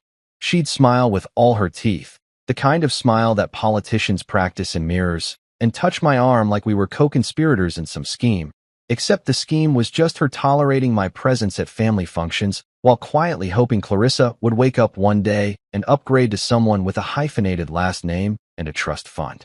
Her father, Richard, was somehow worse because at least Diana was upfront about her disappointment.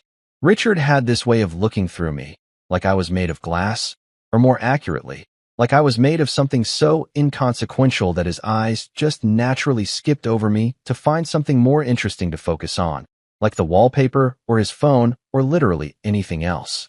During family dinners, he'd ask me about work with the enthusiasm of someone asking about dental procedures. Still doing the computer thing, Julian?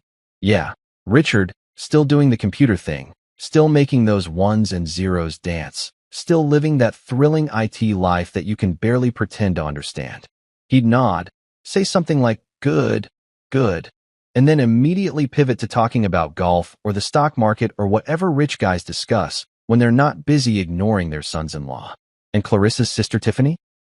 She was actually decent to me, which in that family made her practically a saint. She'd at least make eye contact and ask genuine questions, though I always suspected she felt bad for me the way you feel bad for a rescue dog that's not quite cute enough to get adopted quickly. How are you holding up, Julian? She'd whisper at family events, like I was surviving some kind of hostage situation, which, looking back, wasn't entirely inaccurate. So when the divorce finally happened, when Clarissa packed her bags and moved in with Tanner and his aggressively modern downtown loft that probably cost more per month than I made in 6, the Montgomery family didn't just accept it, they celebrated. I'm talking about a mini party, and I'm not even exaggerating. I heard through the grapevine, specifically through Tiffany, who still texted me occasionally because she's a decent human being, that Diana literally opened champagne. Champagne. Like their daughter leaving her marriage was some kind of achievement to commemorate, like she'd graduated from the school of matrimonial mistakes and was finally moving on to bigger and better things. They toasted to Clarissa's fresh start and new beginnings, and probably made some passive-aggressive comment about how she was finally free to reach her full potential. As if I'd been holding her hostage in our moderately priced suburban home with my reasonable career and stable income.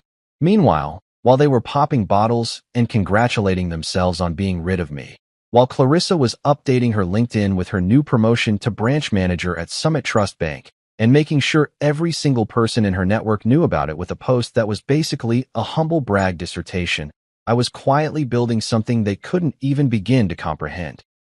See, while they were measuring success in job titles and luxury car leases and social media engagement, I was operating on a completely different level, playing a game they didn't even know existed.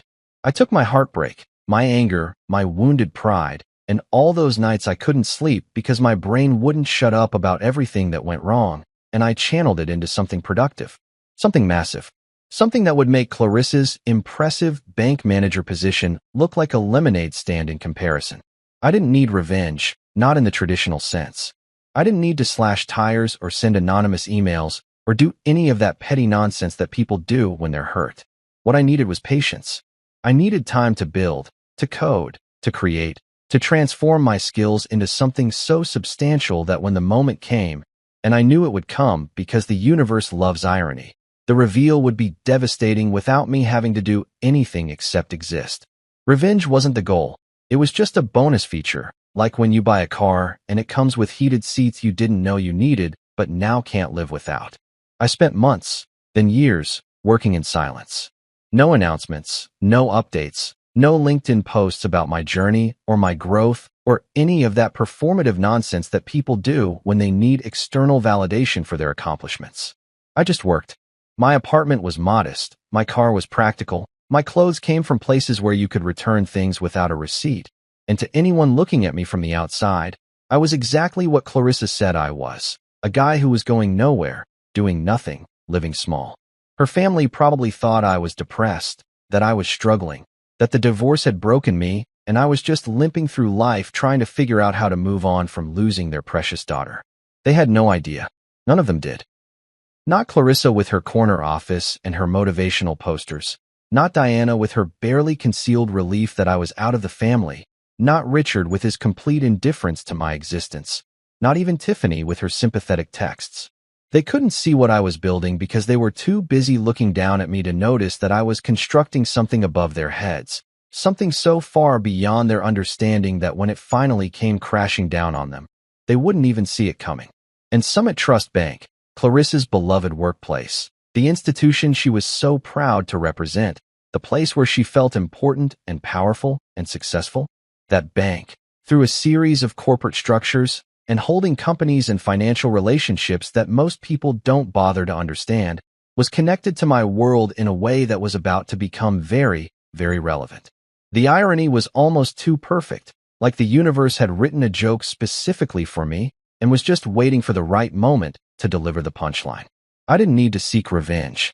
I just needed to be patient enough to let it find me. And oh boy, was it about to find me in the most spectacular way possible, gift-wrapped with a bow made of Clarissa's own arrogance and delivered right to her perfectly organized desk with the nameplate that probably cost more than it should have. It was a Thursday morning, one of those cold ones where the air bites at your face the second you step outside and makes you question why humans ever decided to live anywhere that wasn't tropical. I was in my apartment, minding my own business, probably 3 cups of coffee deep and watching some documentary about deep-sea creatures because that's the kind of riveting content you consume when you're single and it's 9 a.m. on a weekday. Then my phone rang with that particular tone I'd set for my neighbor, Mrs. Keller, and I knew immediately that something was wrong because Mrs. Keller only called for 2 reasons. She'd baked something and wanted to share it, or something had gone catastrophically wrong in her life and she needed help. This was definitely the second thing. I could hear it in her voice before she even said hello, that watery, shaky quality that meant she'd been crying or was about to start.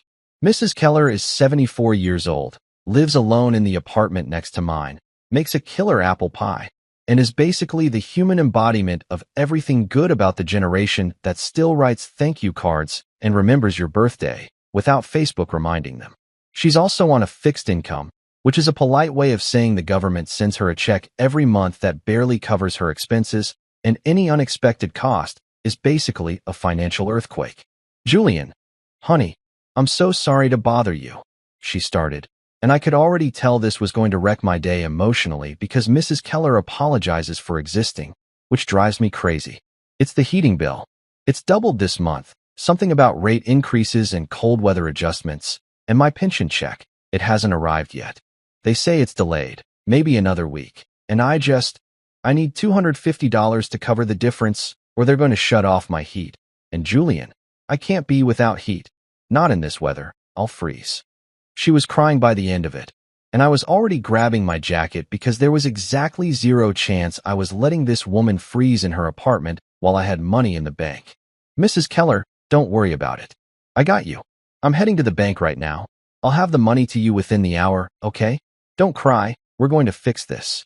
She tried to protest, tried to tell me she'd pay me back, that she didn't want to be a burden, all that stuff that good people say when they're in crisis and feel guilty about needing help. I told her to stop it, that she'd made me approximately 40 pies over the years, and this was just settling the debt, which made her laugh a little through the tears. So I threw on my jacket, my regular, normal person jacket that I'd bought on sale at Target, not some designer thing with a label that costs more than rent, and headed out into the cold. I didn't even think about which bank I was going to. I just walked to the closest one, which happened to be Summit Trust Bank's downtown branch, because the universe has a sense of humor that borders on sadistic and apparently wasn't done with me yet. I walked in through those big glass doors, the kind that make you feel like you're entering a spaceship or a really boring museum, and headed straight for the counter. That's when I heard it. That voice. The one I'd heard in my head for 3 years telling me I wasn't good enough, wasn't ambitious enough, wasn't enough, period. Except now it was real, and it was coming from behind me, dripping with that particular brand of sweetness that's actually pure vinegar disguised as sugar. Well, Julian Hart, didn't think I'd see you here." I turned around, and there she was. Clarissa, my ex-wife, standing in her perfectly tailored blazer that probably cost what I used to spend on groceries for a month, her hair done up in that professional style that says, "I'm important and I know it," holding a tablet like it was a scepter and she was the queen of banking.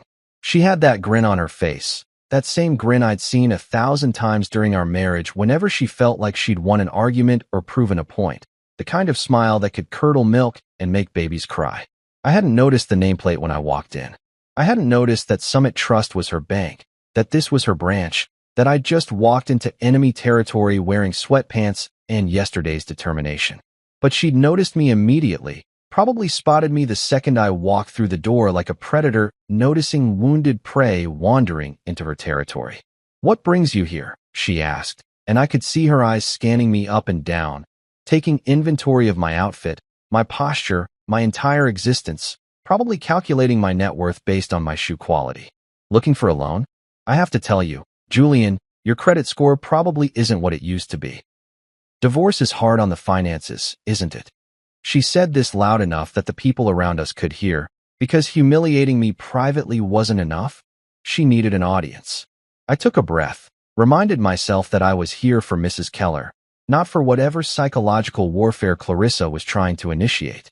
"I just need to withdraw $250, I said, keeping my voice level, professional, boring. Just a regular guy doing a regular banking transaction on a regular Thursday morning." The laugh that came out of her mouth could have shattered windows. It echoed across the lobby like a siren, making heads turn, making people stop their conversations mid-sentence to see what was so funny. $250? She repeated, like I'd just asked her to explain quantum physics or requested a small loan of $1 million. "You came all the way down here, to my bank, to withdraw $250? She was loving this.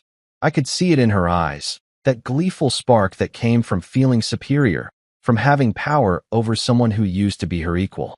Then she said it, the line that would change everything, the sentence that would come back to haunt her in approximately 24 hours.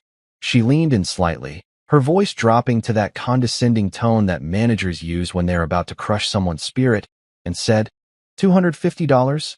Julian, we don't serve beggars here. The whole room went silent. Like, you could have heard a pin drop, a mouse sneeze, a single dust particle hitting the floor. It was that kind of silence that makes your ears ring because the absence of sound is somehow louder than noise. The guy at the counter holding a coffee cup literally stopped mid-sip, his cup frozen halfway to his mouth, like someone had pressed pause on his life. A woman filling out a deposit slip looked up with her eyes wide, her mouth forming a little O of shock. Even the printer in the corner seemed to pause awkwardly, like it was embarrassed on behalf of everyone present. I just stood there, looking at her, watching her bask in her moment of perceived victory. She thought she'd destroyed me. She thought this was her mic drop moment, her grand declaration that she was better than me, that she'd won the divorce, that leaving me was the best decision she'd ever made. She was practically glowing with satisfaction, probably already composing the story she'd tell her friends later about how she'd run into her loser ex-husband and put him in his place. But here's the thing about moments like these. They're only satisfying if you're right. If you actually know what you're talking about. If the person you're humiliating is actually who you think they are. Clarissa had no idea who I was anymore. She was operating on 3-year-old information, making assumptions based on outdated data, thinking she was playing checkers when I'd been playing chess this entire time. I smiled. Not a big smile, not a dramatic one, just a small, calm smile that probably looked polite to everyone watching but meant so much more. "You're right, Clarissa," I said quietly, just loud enough for her to hear. "You don't serve beggars here, but you're about to find out who you do serve." She blinked, confused, that confident grin faltering just slightly. "What's that supposed to mean?" I didn't answer.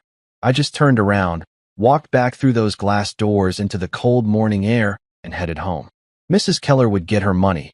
I'd find another bank, another way. But Clarissa? Clarissa had just made the biggest mistake of her professional career, and she didn't even know it yet. She'd humiliated the wrong person, on the wrong day, in front of the wrong witnesses. Tomorrow was going to be very, very interesting. And I was going to need more coffee. I got back to my apartment, kicked off my shoes, and went straight to the kitchen to make coffee. Not the cheap instant stuff you grab when you're running late, but the real deal, the kind where you grind the beans yourself and the smell fills your entire apartment like an aromatic therapy session. This was the drink of calm billionaires. Or at least that's what I told myself as I watched the dark liquid drip into my mug with the chipped handle that I refused to replace because it still worked perfectly fine. Some people meditate, some people do yoga, some people punch walls. Me? I make coffee and let the ritual of it smooth out the sharp edges of whatever nonsense the day has thrown at me. and today had thrown some grade A nonsense at me in the form of my ex-wife's smug face and that line about not serving beggars. I should have been angry. Maybe a normal person would have been angry. But instead, I felt something else, anticipation. That tingly feeling you get right before something monumentally entertaining is about to happen. Like when you're watching a horror movie and you can see the character walking toward the obvious danger and you're just sitting there with your popcorn thinking, "Oh, buddy, you have no idea what's coming." I sat down at my desk, the same desk I'd bought off Craigslist 5 years ago for $40 from a college student who needed beer money, and opened my laptop. The screen flickered to life, displaying my regular desktop, a generic mountain landscape that came pre-installed because I couldn't be bothered to personalize it. But that's not what I was interested in. I opened a specific browser, entered a specific URL that wasn't saved in my bookmarks or history, typed in a password that was approximately 80 characters long and included symbols that most people don't even know exist on their keyboards, and waited for the screen to change. And there it was. The dark dashboard of Helix Capital Systems, glowing against the black background like something out of a sci-fi movie, displaying numbers that would make most people's eyes cross and their brains short-circuit. My private investment AI, the baby I'd been building and refining and perfecting for the past 3 years, the thing that managed. And I need you to really hear this. Maybe sit down if you're not already sitting. $4.2 billion in global assets. Yeah, that's billion. With a B. As in, boy oh boy, is Clarissa going to lose her mind when she finds out. As in, more money than most people will see in 100 lifetimes. As in, the kind of wealth that doesn't just change your life. It changes the lives of everyone around you. And the lives of people you've never met. And probably the lives of people who haven't been born yet, because generational wealth is a real thing, and I was sitting on enough of it to start a dynasty if I wanted to. Which I absolutely did not, because that sounded exhausting. Let me back up and explain how a regular guy, a nobody, according to his ex-wife, ended up controlling enough money to buy a small country or at least a really nice island somewhere tropical. After Clarissa left, after the divorce papers were signed, and she drove off into the sunset with Tanner and his leased Porsche, I was a mess. I'm not going to lie about that and pretend I was fine. I was the opposite of fine. I was that special kind of broken that comes from having someone you love look at you and decide you weren't enough, that your best wasn't good enough, that everything you thought you were building together was actually just you building something by yourself while she waited for something better to come along. So I did what any reasonable person does when they're emotionally destroyed. I threw myself into work. Except my work wasn't a normal 9-to-5 job where you clock in, push papers around, and clock out. My work was coding, building, creating systems that could think faster than humans, predict patterns that most people couldn't see even if you drew them a diagram. I'd always been good with computers, good with algorithms, good with seeing how things connected in ways that weren't obvious. It's why I'd been successful in my previous career, even if Clarissa never seemed impressed by it, because I wasn't a doctor or a lawyer or whatever prestigious profession she thought I should have pursued. But after the divorce, I didn't just code. I obsessed. I spent 16-hour days in front of my laptop, surviving on coffee and spite, building an AI that could analyze market movements, predict trends, identify opportunities that human traders would miss because they were too busy having feelings and making emotional decisions. I studied everything: stock markets, cryptocurrency, commodities, real estate, international banking systems, all of it.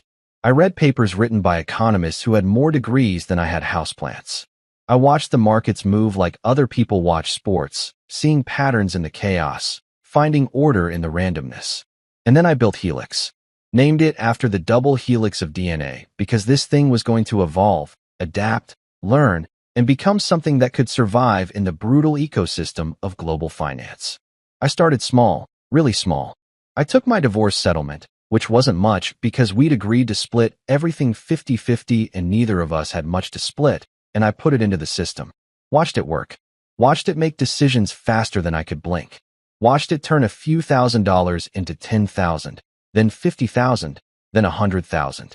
While Clarissa was posting boss lady selfies on LinkedIn, doing that thing where she'd take a photo of her laptop at a coffee shop with a caption about grinding or hustle culture, or whatever motivational nonsense was trending that week, I was building an empire in silence. She was performing success for an audience. I was actually creating it in a way she couldn't even comprehend.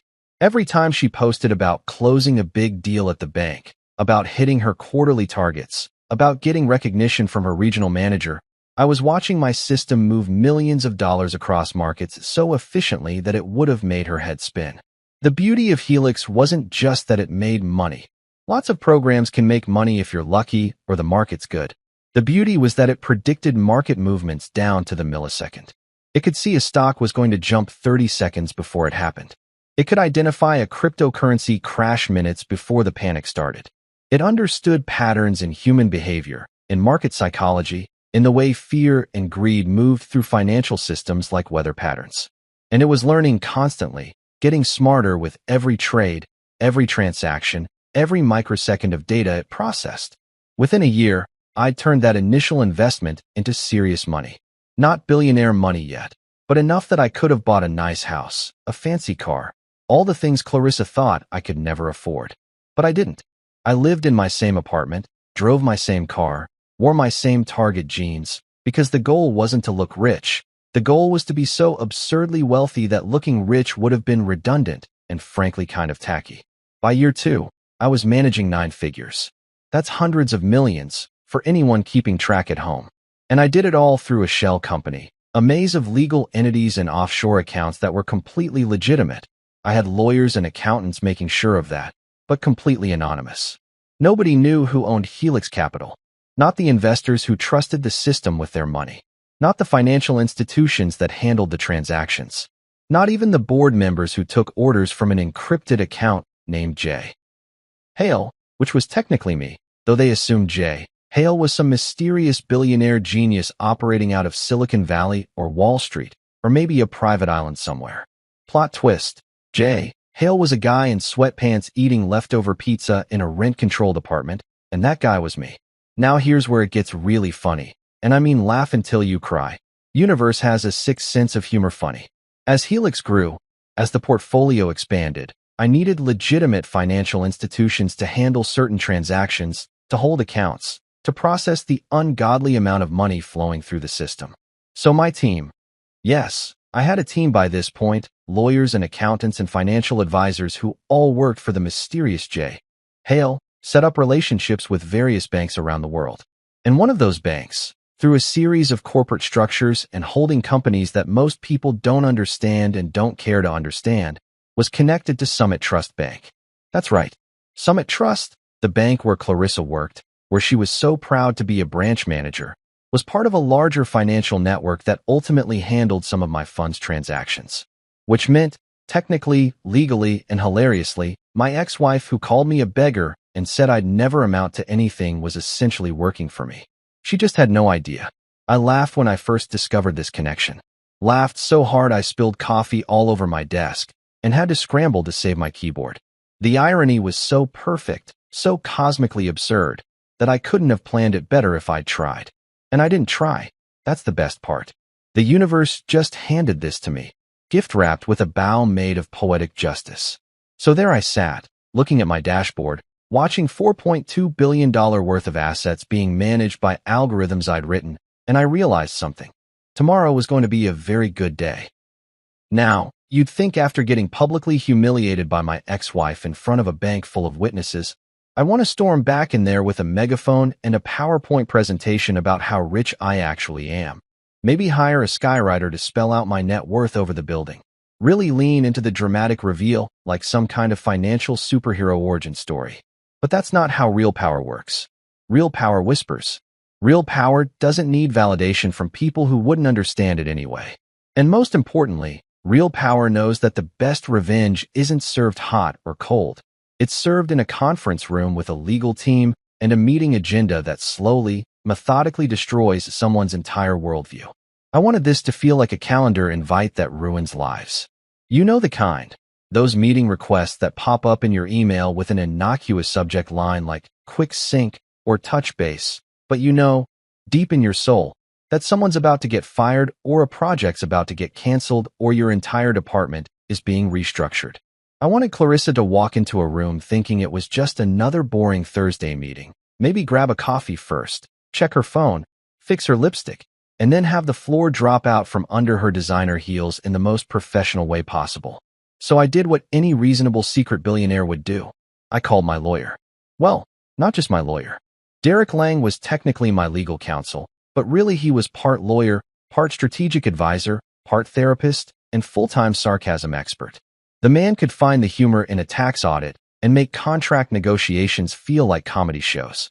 I'd hired him about a year into building Helix when things started getting serious, and I needed someone who understood both international finance law and how to keep a secret better than a Cold War spy.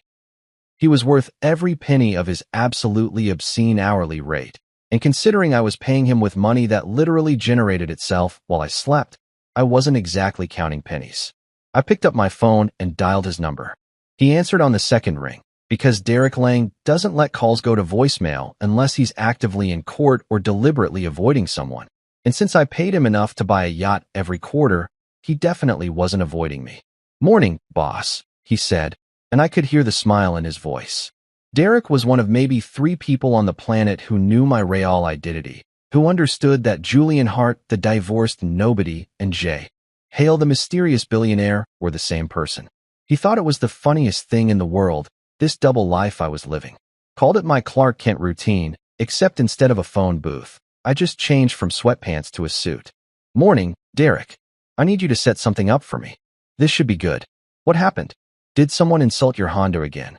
He was referencing the time a valet guy at a fancy restaurant had laughed at my car, and I'd ended up buying the restaurant just to fire him.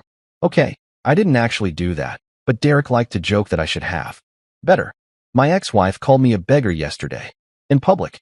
At her bank. There was a pause, and then Derek started laughing. Not a polite chuckle, but a full-on, gasping for air laugh that went on for a solid 15 seconds. "Please tell me it was Summit Trust. Please tell me she works at one of our banks. Branch manager, downtown location. Oh, this is Christmas.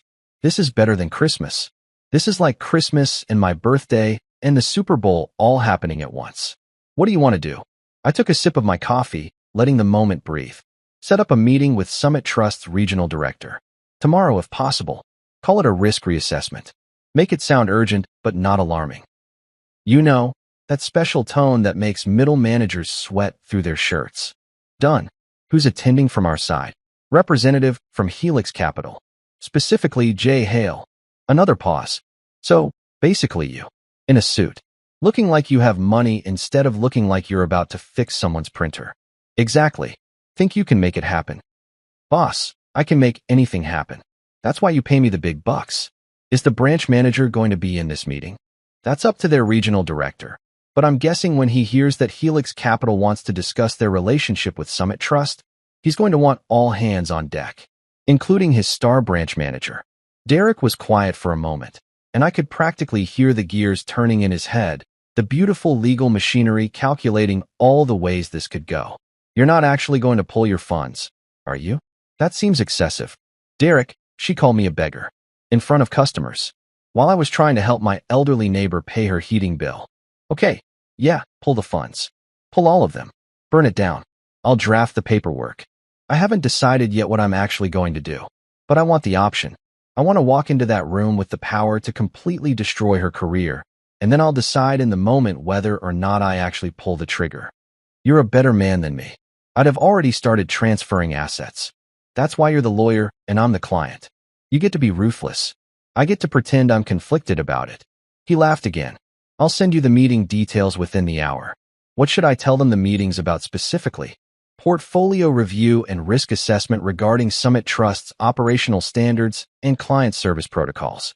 Make it sound technical and boring, but with just enough edge that they know something's wrong. Beautiful. Vague enough to be terrifying, specific enough to sound legitimate. You want me there?" "Absolutely. I need someone to handle the actual legal jargon while I sit there looking mysterious and wealthy. That's what I do best. Oh, and Julian. Yeah. You're going to need a better suit than the one you wore to my birthday dinner. That thing looked like you borrowed it from a youth pastor." It's a perfectly good suit. It's a perfectly good suit for someone who makes $50,000 a year and has a Costco membership. You're about to walk into a meeting representing a $4.2 billion fund. Dress like it. I'm texting you the address of my tailor. Tell him I sent you. He'll take care of you. "Derek, I don't need." "Boss, I love you.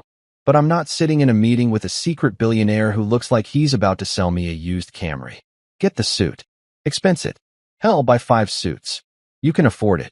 He had a point. I'd been so focused on staying under the radar, on maintaining my cover as regular Julian, the divorced nobody, that I'd forgotten that J. Hale wouldn't shop at Men's Warehouse. J. Hale would have suits that cost more than most people's monthly rent. J. Hale would look like money without trying, would walk into a room and make everyone else feel underdressed just by existing. Fine, I'll get the suit. Thank you. Now, let me work my magic. By this time tomorrow, your ex-wife is going to have the worst day of her professional life, and I'm going to have the best story to tell at parties for the next decade. Just keep my real identity quiet. Always do, boss. Always do. He hung up, and I sat there staring at my phone, feeling that anticipation build even higher. This wasn't just about revenge anymore. Though let's be honest, revenge was definitely a factor. This was about showing Clarissa, showing her family, showing everyone who'd ever underestimated me or dismissed me or treated me like I was less than, that they'd been catastrophically wrong. That the quiet guy in the corner, the one who didn't brag or show off or perform his success for social media, was operating on a level they couldn't even comprehend. I finished my coffee, opened my laptop, and sent Mrs. Keller $250 through a different bank, a smaller, friendlier one where nobody knew who I was and nobody cared. Then I opened my calendar and stared at tomorrow's date, imagining Clarissa's face when she realized what was about to happen. Derek was right. This was better than Christmas. This was justice with a really expensive suit and a legal team that could make grown men cry. And I was going to savor every single second of it. But first, I needed to go shopping. Because apparently, even revenge requires proper attire. The next day, I woke up feeling like a character in a movie montage. You know, the kind where the underdog protagonist is about to walk into the final confrontation and the music swells and everything goes into slow motion. Except there was no music, just my alarm clock screaming at me at 6 a.m. And the only thing in slow motion was me trying to figure out how to tie a Windsor knot, because apparently, that's what rich people do with their ties, and I'd been using the same lazy knot for the past 20 years. Derek's tailor had hooked me up, and I'm not going to lie. The suit was incredible. It was this navy blue number that probably cost more than my first car, fit me like it had been painted on by Italian masters, and made me look like I knew what a stock portfolio was without needing to Google it first. The fabric felt like butter, if butter could be woven into clothing, and when I looked at myself in the mirror, I barely recognized the guy staring back. This wasn't Julian Hart, the divorced guy who fixed Wi-Fi routers and wore Costco jeans. This was Jay, Hale, mysterious billionaire, and honestly, the guy looked pretty damn good. I paired it with a plain tie, nothing flashy, no patterns that screamed, I'm trying too hard, and shoes that Derek had insisted I buy, which cost more than some people's rent and felt like walking on actual clouds. Real wealth whispers, remember? It doesn't show up in a gold Lumbo blasting rap music. It shows up in a perfectly tailored suit, driving a practical car, looking completely unremarkable except for that indefinable quality that makes people instinctively straighten their posture when you walk into a room. I met Derek outside Summit Trust at 9:45 a.m. He was already there, leaning against his Tesla, because of course Derek drove a Tesla. The man was a walking cliché of successful lawyer stereotypes. And when he saw me, he actually did a double take. Holy shit, he said, which is not typical lawyer vocabulary, but Derek had never been typical. You look like you actually have money. I'm impressed. I didn't think you had it in you. It's just a suit, Derek. No, my friend, that's not just a suit. That's a statement. That's a declaration of war wrapped in Italian wool. Clarissa's going to have a stroke. That's not the goal. Maybe not your goal, but it's definitely going to be a side effect. Come on, let's go ruin some lives. He said this with such enthusiasm that you'd think we were going to Disneyland instead of a bank meeting. But that was Derek. He found joy in the strangest places, usually places where other people found misery and despair. We walked through those same glass doors I'd walked through yesterday, except this time, everything felt different. Yesterday, I was Julian the nobody, getting $250 for my neighbor. Today I was Jay, Hale, and the energy shift was palpable. The security guard who'd barely glanced at me yesterday actually straightened up and nodded respectfully. The receptionist, who'd been filing her nails and ignoring customers like it was her job description, suddenly became the most attentive person in the building. "Good morning, gentlemen. How can I help you?" she asked, with a smile that was 100% professional and 0% genuine, but at least she was trying. "We have a 10 a.m. meeting with Regional Director Patel," Derek said, handing her a business card that probably cost more to print than my first paycheck. "Representatives from Helix Capital Systems."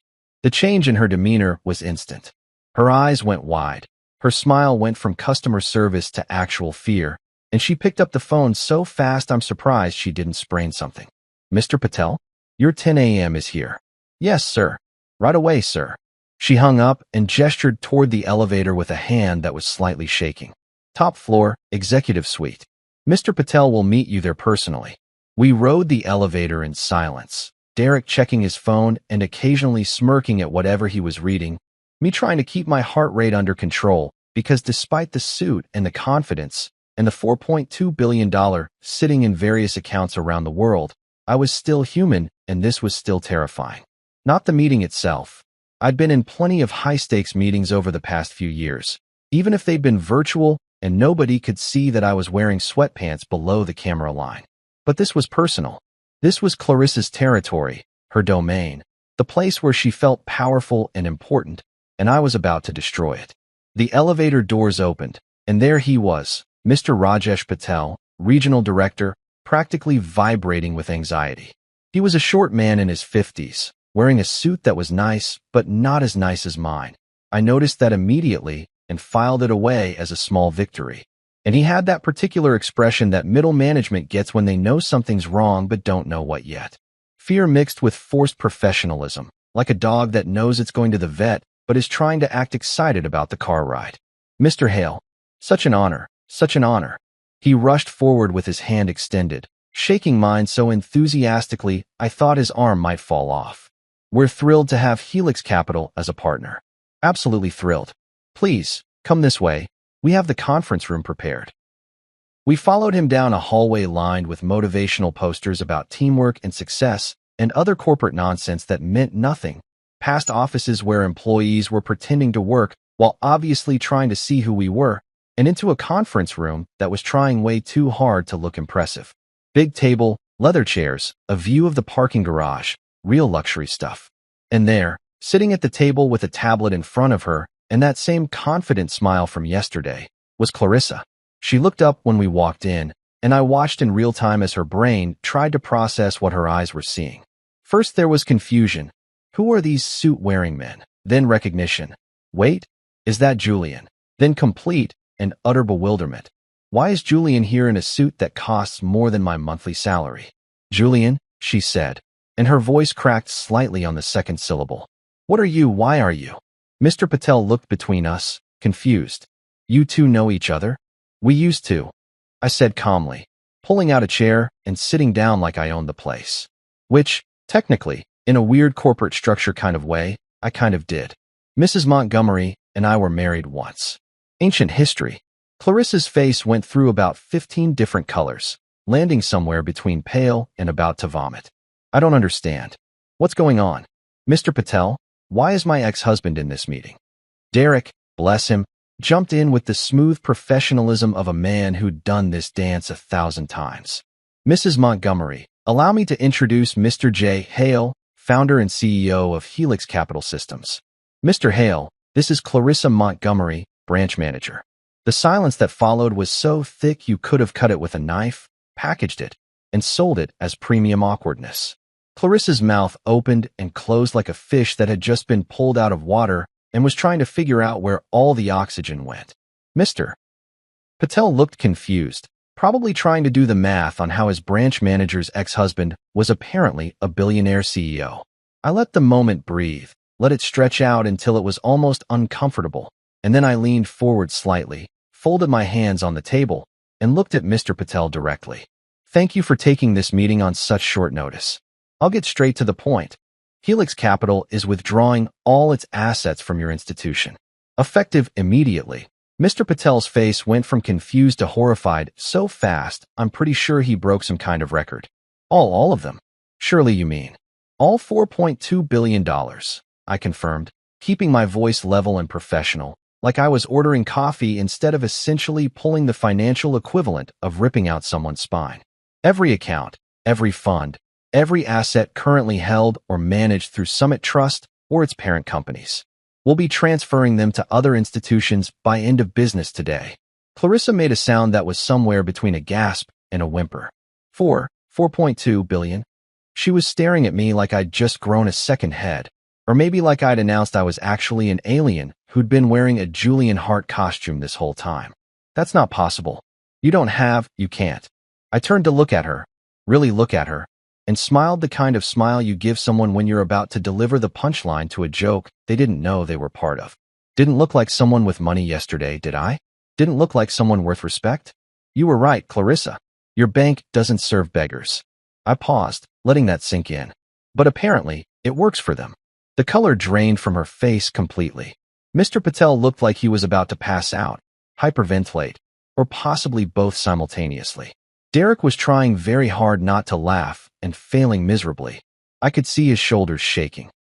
Clarissa's face collapsed faster than a house of cards in a wind tunnel, faster than the stock market in 2008, faster than my faith in our marriage when I caught her texting Tanner at 3 a.m. with heart emojis.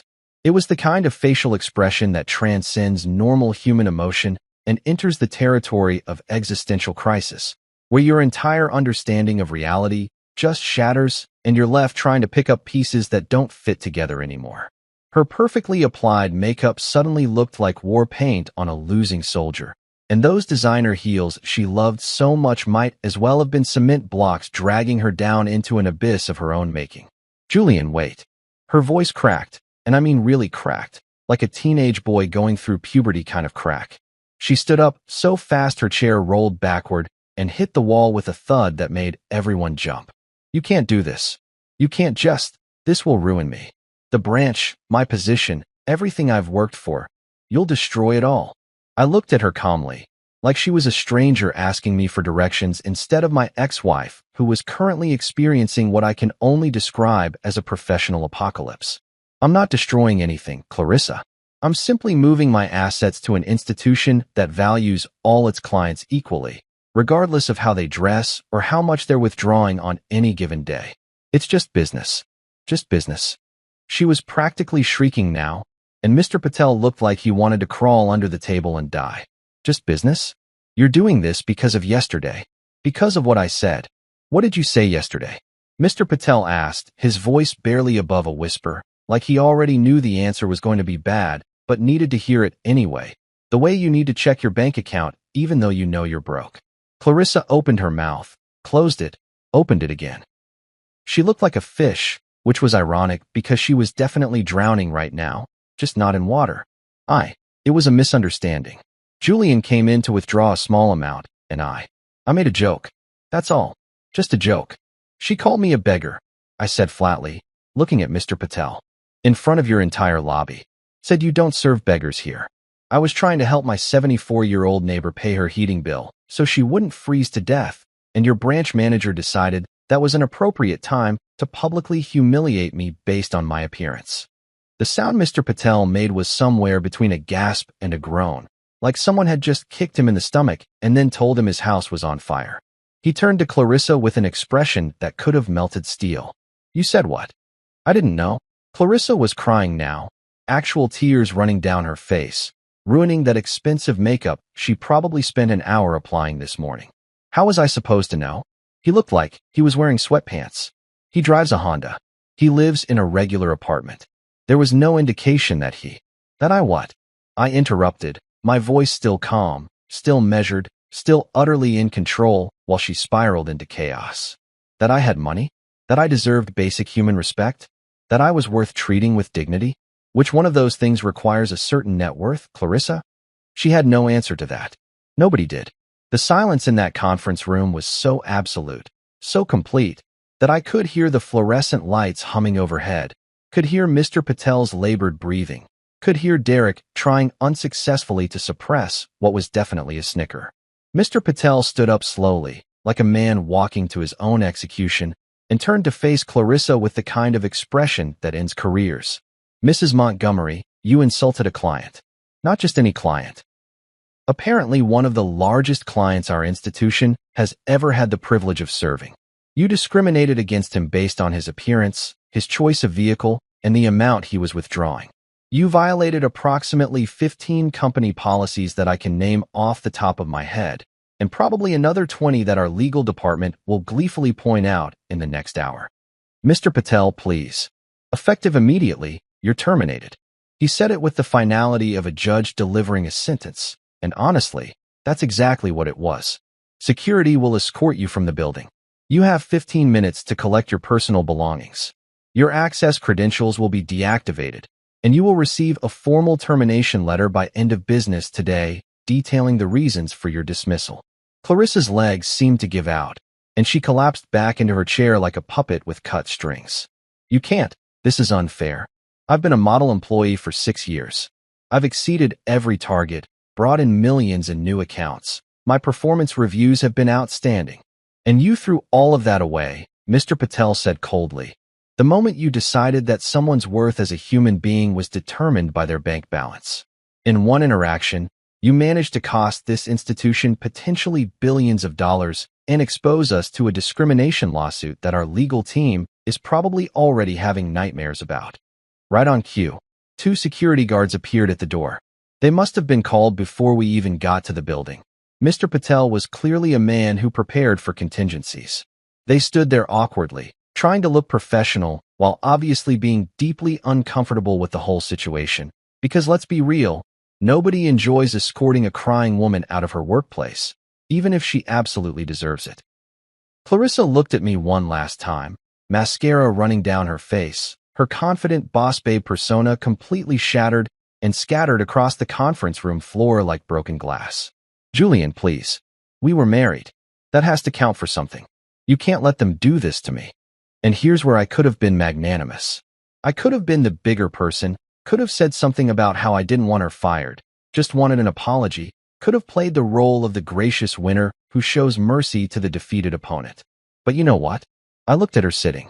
By the time I got home, changed out of my billionaire costume and back into my natural habitat of sweatpants and a hoodie that had seen better days, probably in 2019, my phone was vibrating like it had developed a severe neurological condition.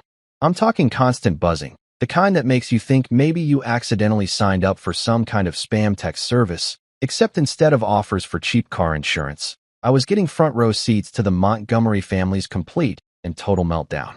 The first text came from Tiffany, Clarissa's sister, and the only member of that family who had functioning human emotions. OMG, is it true you froze her bank? 3 exclamation points and all caps. She was shook.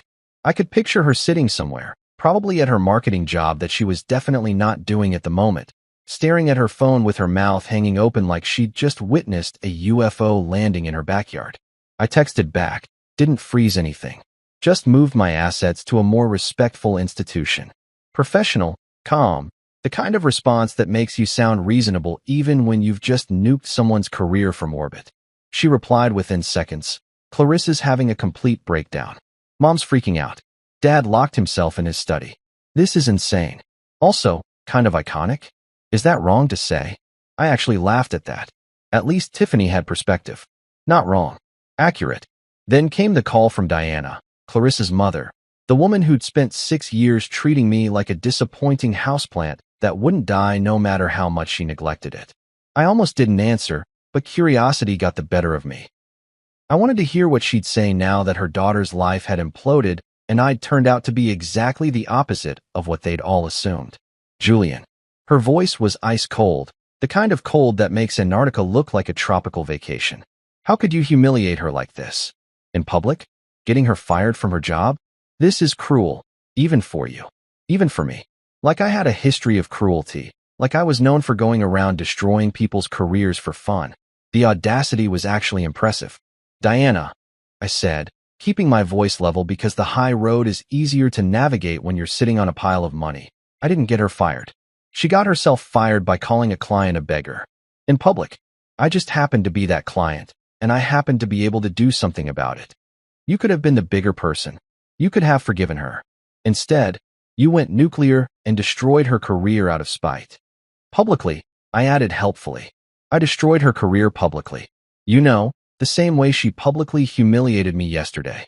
The same way she publicly talked about how I was holding her back during our entire marriage. The same way she publicly celebrated leaving me like it was winning the lottery. But please, tell me more about being the bigger person. I'm all ears. She sputtered for a moment, trying to find words that would make me the villain in this story, but we both knew the narrative didn't work. Think of the family name. Think of what this means for us. I did think of the family name, I replied. That's why I didn't use it. I'm not a Montgomery anymore, remember? You all made that very clear during the divorce. I'm just Julian Hart, the nobody with the Honda and the computer thing, who apparently has enough money to make regional directors sweat through their Italian suits. This isn't over, Julian. We can fix this. Think of everything we meant to each other. Diana, we didn't mean anything to each other. You tolerated me because I was married to your daughter, and you barely managed that. Now, if you'll excuse me, I have some really important nothing to do, which apparently is all I'm good for. I hung up before she could respond. It felt good, really good, like scratching an itch that had been bothering me for 6 years. Next came Richard, Clarissa's father, the man who'd looked through me like I was made of particularly uninteresting glass for the entire duration of my marriage to his daughter. His voice on the phone was different though, not angry like Diana's, but careful, calculated, like a businessman trying to negotiate a deal he knows he's already lost. Son, he started, which was rich considering he'd never called me that when I was actually his son-in-law. We can fix this. Think of the family name. Think of what this means for Clarissa's future. She's young. She made a mistake. She's 38, Richard. That's not young. That's old enough to know better. And it wasn't a mistake. It was deliberate cruelty based on her assumption that I was beneath her. Julian, be reasonable. One comment shouldn't destroy a woman's entire career. You're right, I interrupted. It shouldn't. But actions have consequences, Richard. You taught me that, remember? At that Thanksgiving dinner, when you spent 45 minutes explaining how people who don't take risks never succeed, how the world rewards those who are willing to be ruthless in business. Well, congratulations. Your daughter was ruthless. I'm just better at it. There was a long pause. What do you want? Money? An apology? Name your price. And there it was. The assumption that everything could be solved with money or negotiations, that every problem was just a transaction waiting to happen. I don't want anything from you, Richard. I wanted respect, maybe 6 years ago when I was part of your family. But I'm past that now. Way past it. Son, we can fix this. Think of. Don't worry, sir, I said, echoing the same formal tone I'd used when addressing him during family dinners when he'd barely acknowledged my existence. I did think of the family name. That's why I didn't use it. Wouldn't want to tarnish the Montgomery reputation by associating with a beggar. The silence on the other end was deafening. Then he hung up. Didn't say goodbye, didn't try to negotiate further, just hung up like a CEO ending a conference call that wasn't going his way. My phone kept buzzing. Text messages from people I hadn't heard from in years. Mutual friends from the marriage, colleagues who'd connected with me on LinkedIn and then never interacted with my posts. Random acquaintances who apparently had opinions about my life choices. Everyone had something to say, and it ranged from supportive, good for you, man. She had it coming, to judgmental, this seems excessive, don't you think? To just plain nosy, wait, you're a billionaire? How did that happen? I ignored most of them, turned my phone on Do Not Disturb, and made myself that cup of coffee I'd been promising myself all day. The good stuff. The beans I'd ordered online from a small roaster in Portland who probably had no idea one of their customers could buy their entire company with pocket change. I ground them fresh, used my pour-over setup that Clarissa had always made fun of, just use a Keurig like a normal person, Julian, and watched the water slowly extract every bit of flavor from those beans while my phone continued its seizure on the counter. One text did catch my eye though, mainly because it came from a number I didn't recognize. Mr. Hart.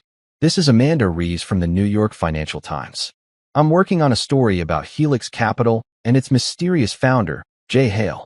Would you be available for comment? Oh, so it was starting. The media had caught wind of something interesting, and they were digging. This was inevitable, really. You can't threaten to pull $2 billion from a major financial institution without someone in that building talking to someone who knows someone who works at a newspaper. The banking world is gossipy as hell, despite all the NDAs and professional conduct policies. I deleted the message. Then I blocked the number. Then I made a mental note to call Derek later about implementing better privacy protocols, because apparently my quiet billionaire life was about to become significantly less quiet. My phone buzzed again. This time, it was an email from Clarissa herself, sent from what was probably her personal account since her work email was definitely deactivated by now. The subject line read, "Please read this." I almost deleted it without opening it. Almost. But curiosity. That same curiosity that had gotten me into this mess by walking into her bank yesterday made me click. "Julian." It started, and I could practically hear her voice, shaky and desperate. "I know you probably hate me right now, and I understand why. What I said yesterday was wrong. It was cruel and unprofessional, and I'm sorry. I'm so sorry. But please, I'm begging you, don't do this. I've lost my job, my reputation is destroyed, and now my family is falling apart because of this.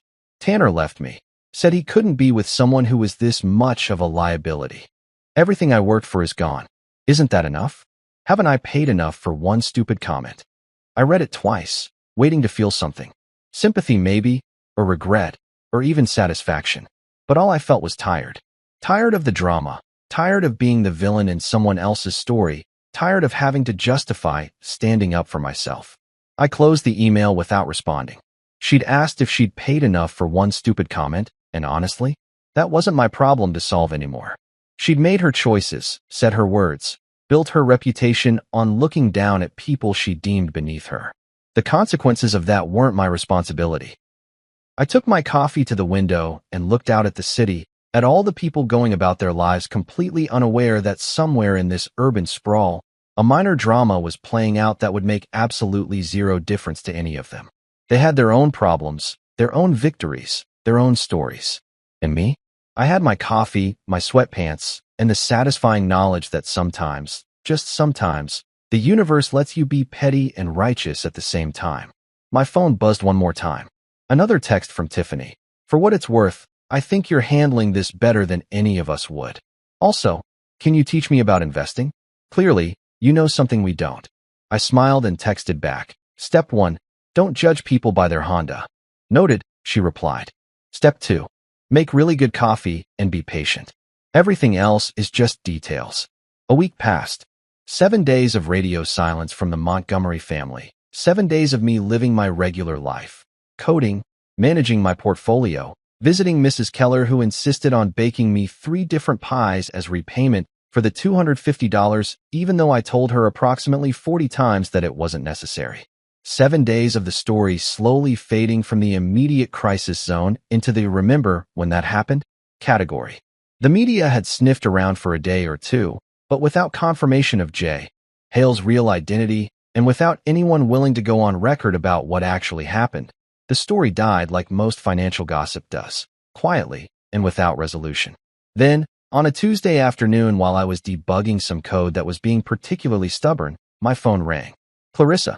I stared at the screen for a moment, debating whether to answer or let it go to voicemail, where it could live with all the other attempts at communication I'd been ignoring. But something made me pick up. Maybe curiosity, maybe boredom, maybe just the sense that this story needed an actual ending instead of just trailing off into nothing. "Julian." Her voice was different. Smaller. None of that confident boss babe energy. None of that superior tone that used to make me feel about 2 inches tall. She sounded defeated, and honestly, I didn't love that I could hear it so clearly. "Please, can we talk? Just once. Face to face. We need closure. My family needs closure." I should have said no. Should have told her that we'd had our closure in that conference room when security escorted her out. Should have explained that closure isn't something you get to demand from people you've wronged. But you know what? I was curious. Curious about what she wanted to say. Curious about whether she'd actually learned anything. Curious about whether her family had finally realized that the nobody they'd ignored for 6 years had been somebody all along. "Fine," I said, "but on my terms. I'll host dinner.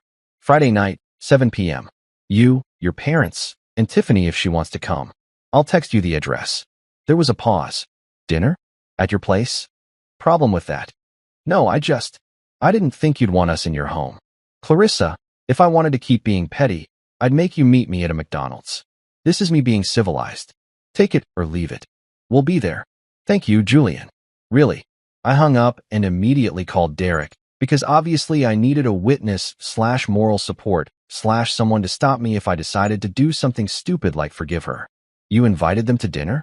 Derek's voice was incredulous, like I'd just told him I was planning to swim with sharks while wearing a suit made of tuna. Boss, that's either the most magnanimous thing you've ever done or the most sadistic. I can't tell which. Little bit of both, probably. Can you make it? Wouldn't miss it for the world. Should I bring popcorn? This feels like a popcorn event. Bring wine. Expensive wine. The kind that costs more than Richard's golf club membership. Now we're talking. Friday came faster than I expected, probably because I spent most of the week preparing for this dinner like it was a military operation. See, I'd moved since the divorce, hadn't told anyone, hadn't updated my address with people who didn't need to know, just quietly relocated to a penthouse that had views of the city skyline that made real estate agents weep with joy. It was the kind of place that screamed, I have money, without having to say a word. All floor-to-ceiling windows and modern furniture, and that particular kind of expensive simplicity that only rich people can pull off because everyone else just looks broke. I hired a private chef for the evening. A guy named Marcus who'd worked at 3 Michelin-star restaurants and could make food that tasted like art felt, if that makes sense. I told him to make something impressive but not pretentious, delicious but intimidating, the kind of meal that makes you realize you're out of your league. He grinned and said, I got you, boss. This is going to be fun. At 6:45 p.m., I was standing in my living room in dark slacks and a cashmere sweater that probably cost more than my old monthly rent, looking out at the city lights and wondering if I was making a huge mistake. Derek was already there, sitting on my couch with a glass of wine, looking absolutely delighted with the entire situation. You know this is insane, right? He said, swirling his wine like he was in a movie. Inviting your ex-wife and her family to your secret billionaire penthouse for dinner? This is some soap opera level drama. Yeah, well, I've always been dramatic. Just took everyone a while to notice. The doorbell rang at exactly 7 p.m., because of course the Montgomerys were punctual when it came to judging people's homes. I opened the door, and the look on their faces was worth every penny I'd spent on this place. Diana's mouth literally fell open. Richard froze mid-step, like someone had pressed pause on his entire existence. Clarissa's eyes went wide, then wider, then so wide I thought they might fall out of her head. Even Tiffany, who'd been relatively cool about this whole thing, let out a low whistle. Holy shit, Tiffany said, then immediately covered her mouth. Sorry, but seriously, holy shit. Come in, I said, stepping aside and gesturing to the interior that probably looked like something out of Architectural Digest because, fun fact, it had been featured in Architectural Digest last year under an anonymous owner profile. Make yourselves comfortable. They filed in slowly, like tourists in a museum, taking in the view, the furniture, the art on the walls that I'd bought mostly because Derek said it was a good investment and it looked nice. Richard walked straight to the windows, staring out at the skyline with an expression I couldn't quite read. Nice place, he muttered finally, which from Richard was basically a standing ovation. Must be expensive. It's paid for in cash, I replied, channeling every ounce of petty energy I had. Unlike your yacht, which I believe is still on a payment plan. His face went red. Tiffany snorted into her hand. Diana looked like she wanted to say something, but couldn't figure out what wouldn't sound completely hypocritical given the circumstances. We moved to the dining room, which Marcus had set up like we were hosting a state dinner. Clarissa sat down carefully, like the chair might disappear if she wasn't gentle with it, and I caught her looking around with this expression that was part amazement, part devastation, like she was calculating everything she'd given up when she left me. Dinner started civilized enough. Marcus had outdone himself with the first course, some kind of scallop situation that melted in your mouth and probably cost more per bite than a fast food value meal. Everyone ate in silence for a minute, which was awkward as hell, but also kind of perfect because I wanted them to sit with their assumptions, marinate in the reality that they'd been catastrophically wrong about me. Finally, Diana broke the silence. Julian, I think we owe you an apology. You think? I set down my fork and looked at her directly. That's interesting phrasing. Very noncommittal. I think is what you say when you're not sure if you left the oven on, not when you've spent 6 years treating someone like they're beneath you. That's not fair, she protested weakly. Fair? Diana, you introduced me to your friends as Clarissa's husband who has kind eyes, which is code for we can't think of anything impressive about him, so we're focusing on the fact that he's not actively threatening. You whispered about me like I was a charity case. You celebrated when Clarissa left me like she'd escaped from prison. Richard cleared his throat. We may have misjudged you. May have. Richard, you looked through me for 6 years like I was invisible. The only time you ever engaged with me directly was when you needed tech support, and even then, you acted like it was beneath you to ask. You gave me career advice, unsolicited, I might add, about how I should be more ambitious, more driven, more like the men you respected. Well, surprise. I was ambitious. I was driven. I just didn't need to perform it for your approval. Clarissa finally spoke up, her voice small. Julian, I'm sorry. For everything. For how I treated you. For what I said at the bank. For, her voice cracked. For not seeing who you really were. I looked at her, really looked at her, and saw something I hadn't seen in years. Genuine remorse. Not the performative kind. Not the, I'm sorry you're upset kind. But actual understanding that she'd messed up in a way that couldn't be fixed with an apology or a conversation or even a lifetime of regret. Clarissa, I said quietly, you saw exactly who I was. You just decided it wasn't enough. And that's fine. People are allowed to want more, to want different. But you didn't just leave. You spent 3 years making sure everyone knew that leaving me was an upgrade, that I was the problem, that I was holding you back from your potential. You turned our divorce into a publicity campaign for your success story. I know, she whispered. I know, and I'm sorry. Here's the thing, though. I continued, picking up my wine glass. The expensive wine Derek had brought that probably cost more than the dress Diana was wearing. I don't need your apology. I don't need your family's sudden respect. I don't need validation from people who only value me now that they know my net worth. I didn't need those things once, back when I thought your opinion mattered. But I'm past that now. I stood up, walked to my laptop sitting on the side table, and opened it. Pulled up some files I'd prepared specifically for this moment. Before we continue with dinner, I think you all should see something. I connected the laptop to the TV on the wall, and suddenly the screen was filled with documents, records, spreadsheets. Clarissa's employment history at Summit Trust, her expense reports, her authorization logs, and there, highlighted in yellow, were some very interesting transactions. Falsified staff bonuses, I said, pointing to the first set of documents. You reported giving bonuses to employees who never received them and pocketed the difference. Unauthorized expense claims. Fancy dinners with Tanner charged to the corporate account under client entertainment, except there were no clients. And my personal favorite, a personal loan to your boyfriend Tanner from corporate funds, unauthorized and undocumented, which technically counts as embezzlement. Richard's face went from red to white so fast I thought he might pass out. Diana put her hand to her mouth. Clarissa looked like she might throw up her scallops. Months later, Summit Trust quietly replaced its logo, trying to distance itself from the scandal. Clarissa disappeared from social media entirely, deleted her LinkedIn, her Instagram, all those carefully curated posts about success and ambition. Last I heard, she was working as a teller at a rural branch somewhere upstate, which felt like poetic justice served cold with a side of irony. Meanwhile, I kept living my life. Coding in sweatpants, managing billions, visiting Mrs. Keller every Tuesday for pie and conversation. She still insisted on paying me back that $250, and I still refused. Some debts aren't meant to be repaid. They're meant to remind us why kindness matters. One afternoon, while watering the small garden I'd started on my penthouse balcony, I realized something funny. The $4.2 billion wasn't my biggest withdrawal from that relationship. The real withdrawal was emotional. I'd finally pulled back my time, my energy, my peace from someone who never valued them. And the interest on that withdrawal? Pure, uncomplicated freedom.